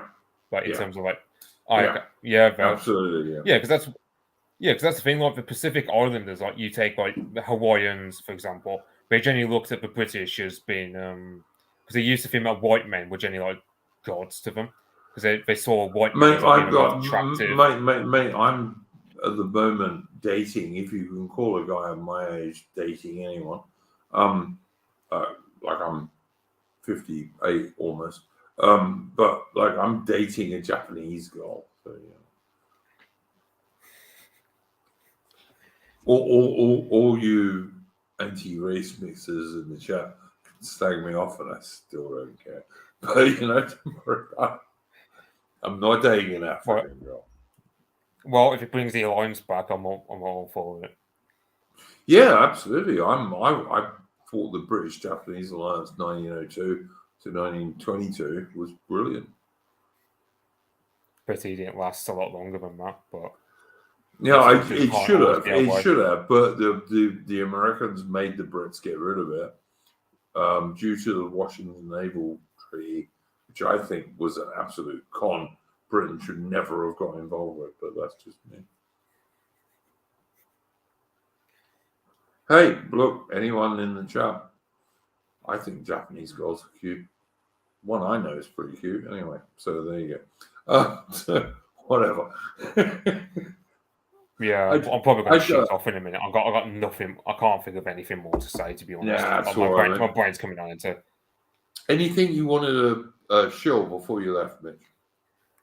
There's my Twitter account, but I mean, given what Elon Musk has announced, I'm dead. I'll be on there as much as I'm usually these days. Well, like I said, he has just changed it.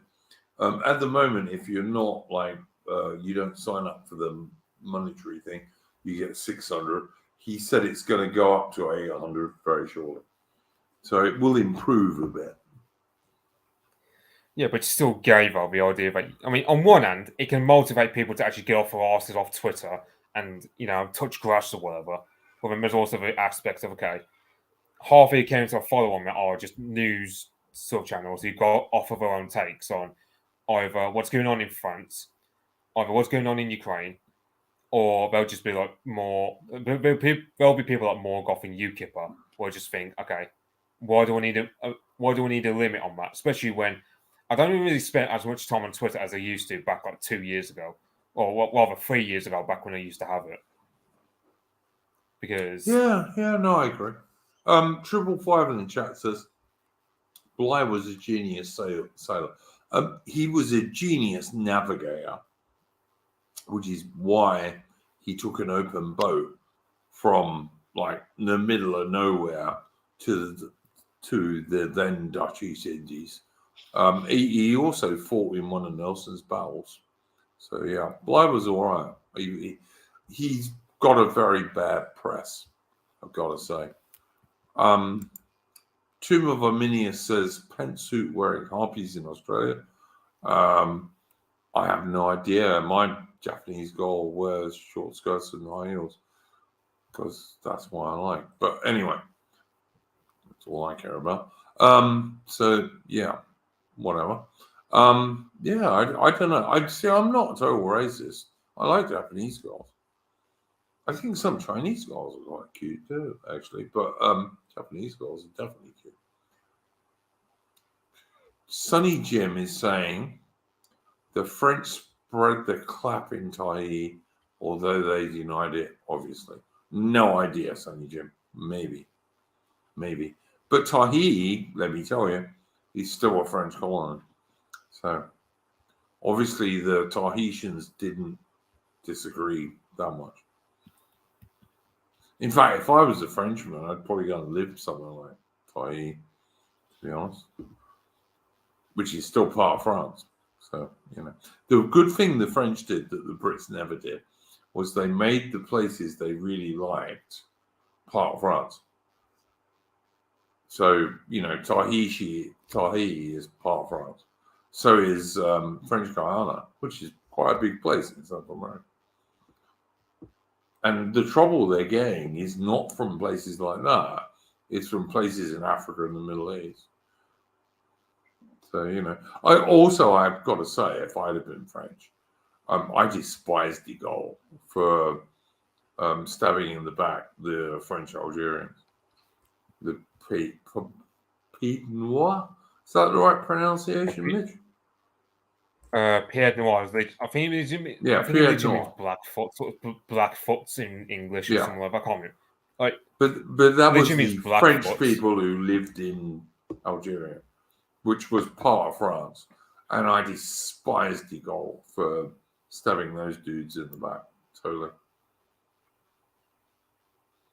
In my own opinion. Yeah, I don't really know much about de Gaulle, to be honest.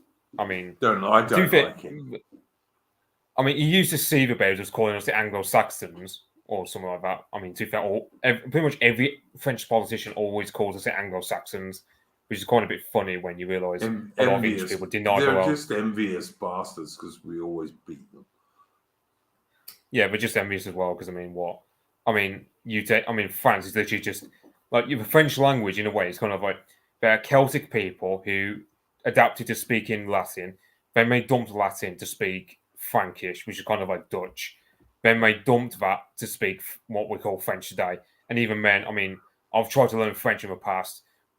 There's no consistency to that language whatsoever. And some of the most Catholic and royalist dudes were in Brittany, which was the guys who left Britain, the Romano-British who left Britain to go to France. So, yeah, you got that too. Yeah, it's a shame about the Breton language because this is one thing I really hate the French for is just they don't give a damn for any of these minority languages. They destroyed all of them under the Revolution and Napoleon. Yeah, so the Breton language is it's similar. I imagine it's similar to Welsh as a Celtic language. Then you've got the Occitan language, I believe it's called, down in the south, which is based on Catalan. Gascon also used to be its own language, which Gascon, because that's the thing with Gascony is the French took vengeance on them because the Gascons supported us in the 100 Years' War. And they were very saddened when they did. They did. So. Yeah, the Gascons were the people who actually killed Joan of Arc, I believe. Killed who? Sorry. Killed Joan of Arc. I believe it was the Gascons who did that. Wasn't English. I thought it was Burgundians. Oh yeah, Burgundians. Sorry, you're right, mate. I beg your pardon. You are right. I beg your pardon. All right. I'm going to check if we got any super chats. You never know. Where am I? If I can find it.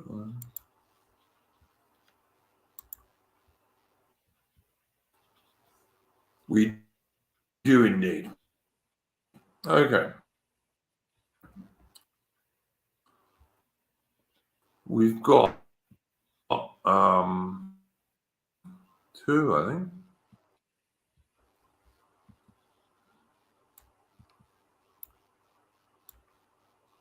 Pay for free super chats. The first one was, have you read The Forgotten Soldier by Guy Sager? Now, if I'm not wrong, this is the Finnish dude. And yes, I have absolutely read that book. And I've seen the film that it was based on. And I thought it was very good. You see, have you read or seen that one, Mitch? I think that Finnish book you wanted was called Unknown Soldier by... I don't know how to pronounce his name. Hang on, you're right. I beg your pardon. You're right. I'm getting mixed up. This is the German book, isn't it? I forgot. It's 1965 by the looks of it. Yeah. There's some dubiousness about how truthful it is. Is that not right? Because I've also read that. Yeah. Sorry, beg your pardon. Yeah. You're thank you, Mitch. You corrected me there. But yeah, I have read that. I'm not sure how true it is, to be honest. If I'm really going to be honest. Yeah, apparently Paul Verhoeven wants to turn it into a film, apparently, but it'd make a good movie, but I'm not sure how accurate it is. I know there's been quite a few people said there are various like inaccurate bits from that book. I mean, I feel like Paul Verhoeven. I mean, because I think Faust once said like Paul Verhoeven is kind of like a very leftist figure, so I feel like he would insert his own politics into stuff, especially in this day and age. No doubt. But yeah, thanks, Mitch. I would have got that totally wrong, but for that. Thank you, mate. But yeah, I pretty much agree.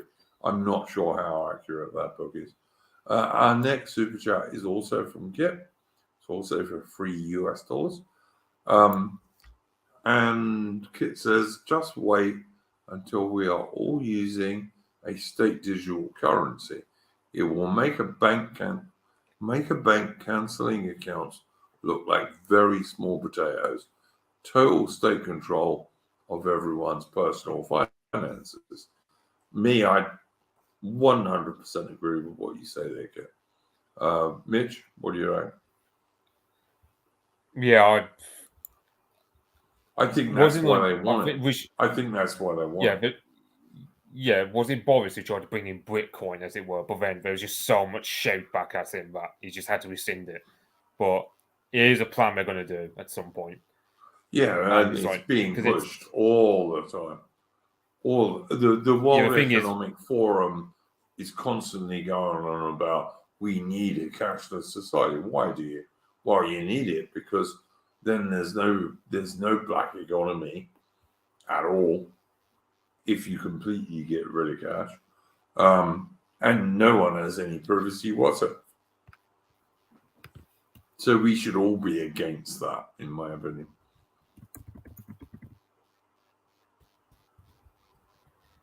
Yeah, I mean, I don't see how any sort of dissident activity or any sort of action against the government can really succeed when literally the government can just turn off your income, flick of a switch, and there's no cash for you to use. You're going to have to literally use barter as a method of currency to get anywhere outside. We can guess how that's going to work. But yeah. 100% that everyone on the right should be opposed to that. We have one more. Hang on. I can find it there.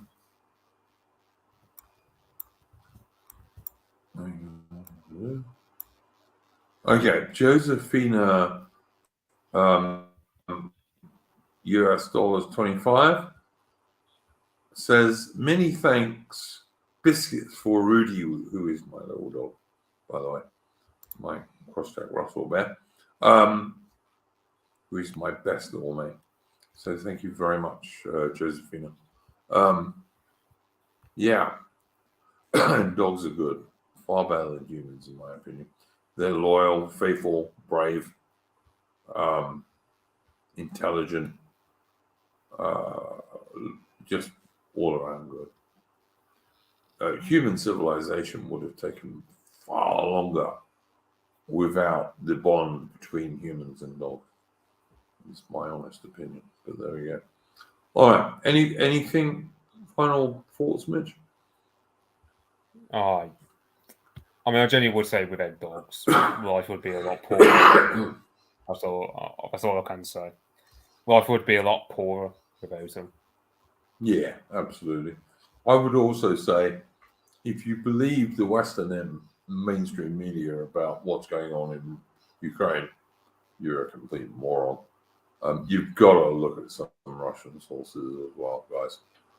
And Ukraine can't win that war. There is no way.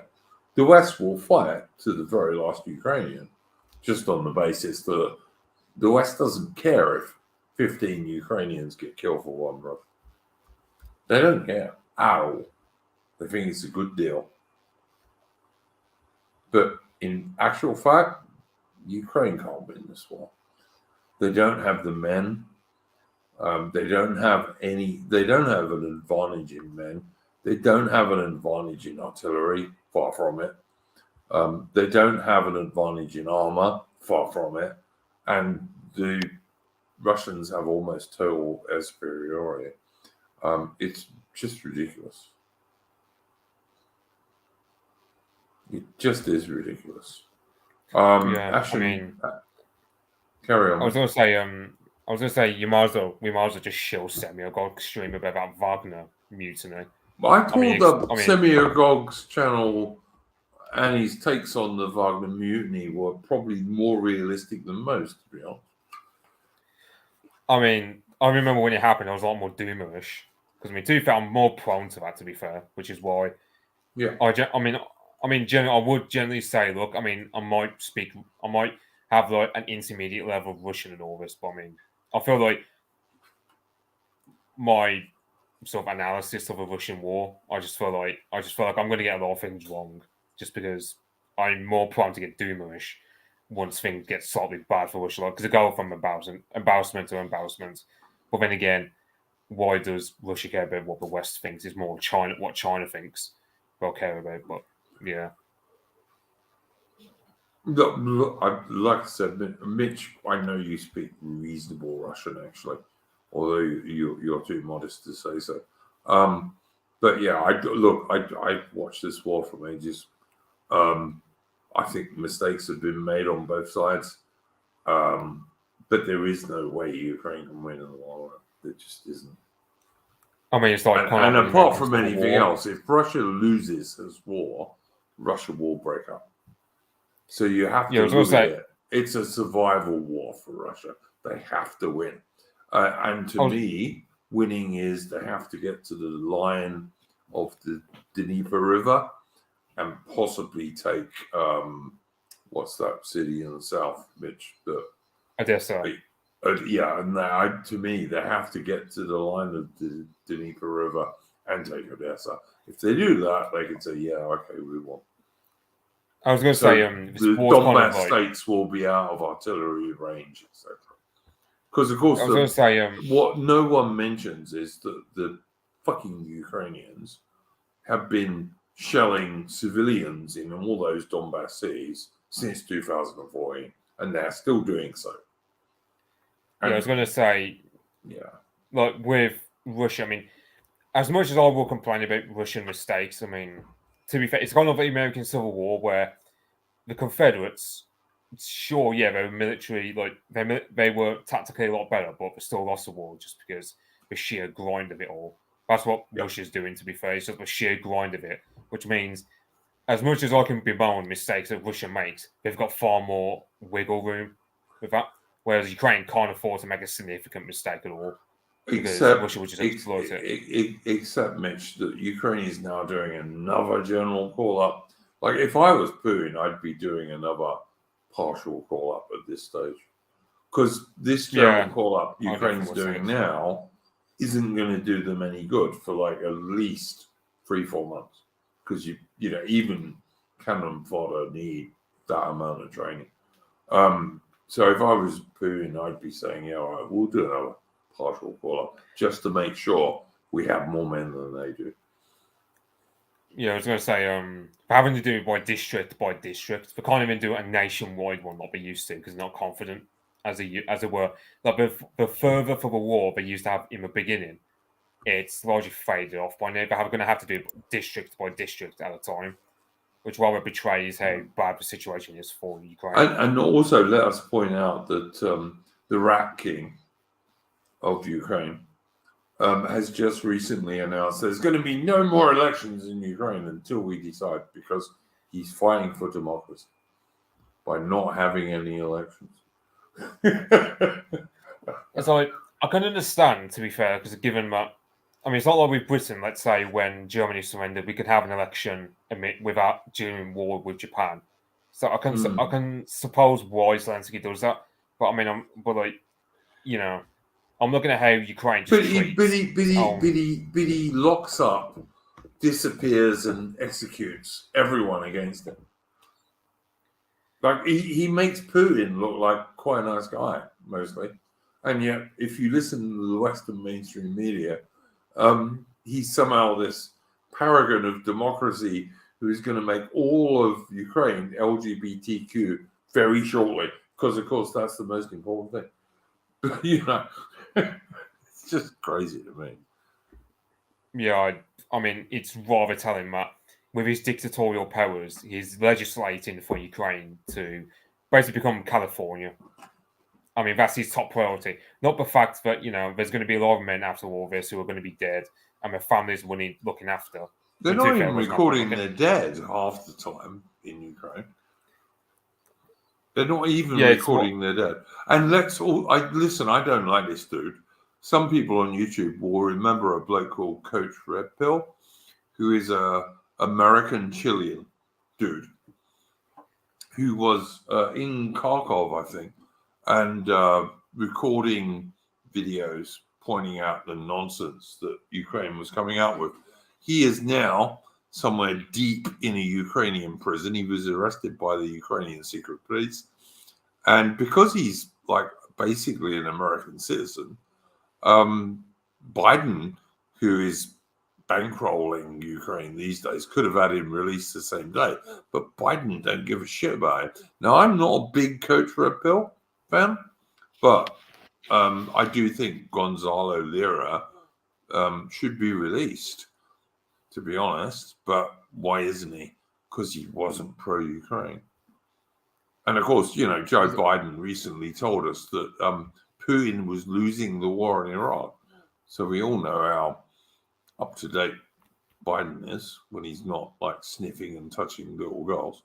So, yeah. All right. Yeah, I mean, I can understand the Ukrainians locking him up, but I would have just deported him, to be honest, because I'm thinking he's not really much of a threat to the Ukrainians. I mean, but the fact that we haven't heard from him, I think he was foolish for staying in Ukraine because, it's been obvious that Ukraine arrests everybody and kills people who they don't like. I mean, it's possible Gonzalo Lira has been executed. I hope not, but he might have been. Because Ukraine's a shell, basically. Ukraine was the world center for the trafficking in young kids for sex. That used to be Ukraine's major trade. To be fair, yeah, there was that guy on Twitter who I posted about. He tried to literally say that Russia's the world leading capital of flesh peddling, shall we say? Yeah, which was bullshit. Ukraine was way ahead, even according to the United Nations. Yeah, even according to the United Nations, who say, "Oh yeah, Russia doesn't even factor into it. They're like a tier 3, which basically means, oh yeah, they're on the same level as I don't know, Finland." For child trafficking, but at the same time, am I not correct in saying that Putin recently said that pedophiles in Russia are going to be chemically castrated and in extreme cases executed? This was a recent announcement from Putin. How many people in the West would like us to see us doing that? I mean, on a chemical castration point, yeah, that's definitely true. I mean, the execution though, I mean, I don't know why. I can't remember why. He said in extreme cases. Yeah, but the thing is, technically, Russia didn't have a death penalty. I don't know why. Maybe he'll bring one back. That'd be cool. Yeah, because he did it to because he wanted to get into bed with Europe, like the EU and whatnot. But given they've all just rebuffed him, stolen Russian money, you know the rest. Yeah. Do I think should the death penalty come back? Well, why isn't it come back? he should come back at this point. Well, I mean, you know, the grooming gangs in UK, I would like to see some of those dudes executed 100%. You know, gang raping 11-year-olds, I'm not up with that, frankly. Yeah, so I mean, even on like Gonzalo Lira, I mean, the thing is, like, I would have just deported him if I was Ukraine. I would just said, yeah, bugger off. I mean, the Russians were generally kind enough to go, okay, we're taking over this area. If you're pro-Ukraine, you can all just bugger off to Kiev or whatever, or you can bugger off to the west. We're not going to stop you. I don't know why Ukraine doesn't just do the same, but don't just chuck out all the pro-Russia types. You know, because I mean, you can imagine it's awkward for them, but also why bother having people who just hate you? And also, if you just kill them off, like that's just going to bring problems of its own. Like if they just kill off Gonzalo Lira, it's going to create its own outcry, in a way, regardless of our own feelings of a man. Like it's just going to create a lot of outbursts against Ukraine. So if I was Ukraine, I would just deported him. To be honest, I would just deport him over to Russia, let them have him because he's not. Because I mean, outside of him just shouting for clout on the internet, he's not going to go out and shoot a Kalashnikov at a Ukrainian army column. So,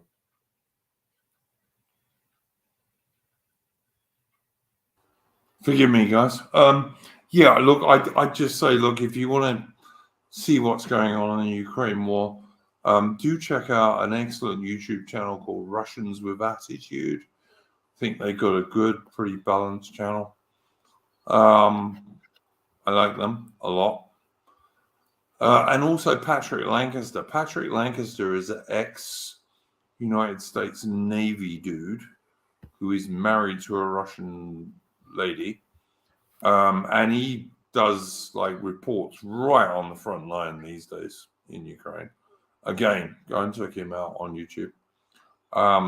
The Western MSM is just like basically just a load of liars on what's going on there. yeah, I mean, as I said earlier, I'm probably going to shoot off now. I can't think of anything more to say. Yeah, that's what I meant. We're going to close anyway.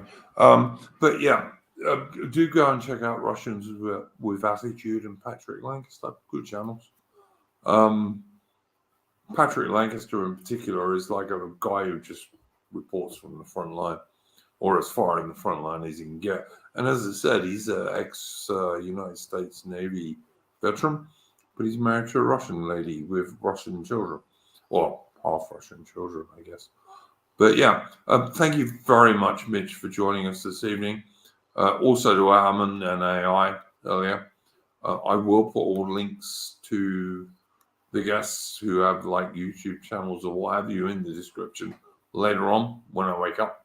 So I've been awake all night. And it's now 9:38 a.m. Sunday in Australia.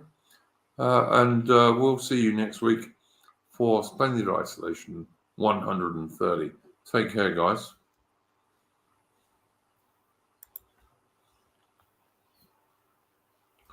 No.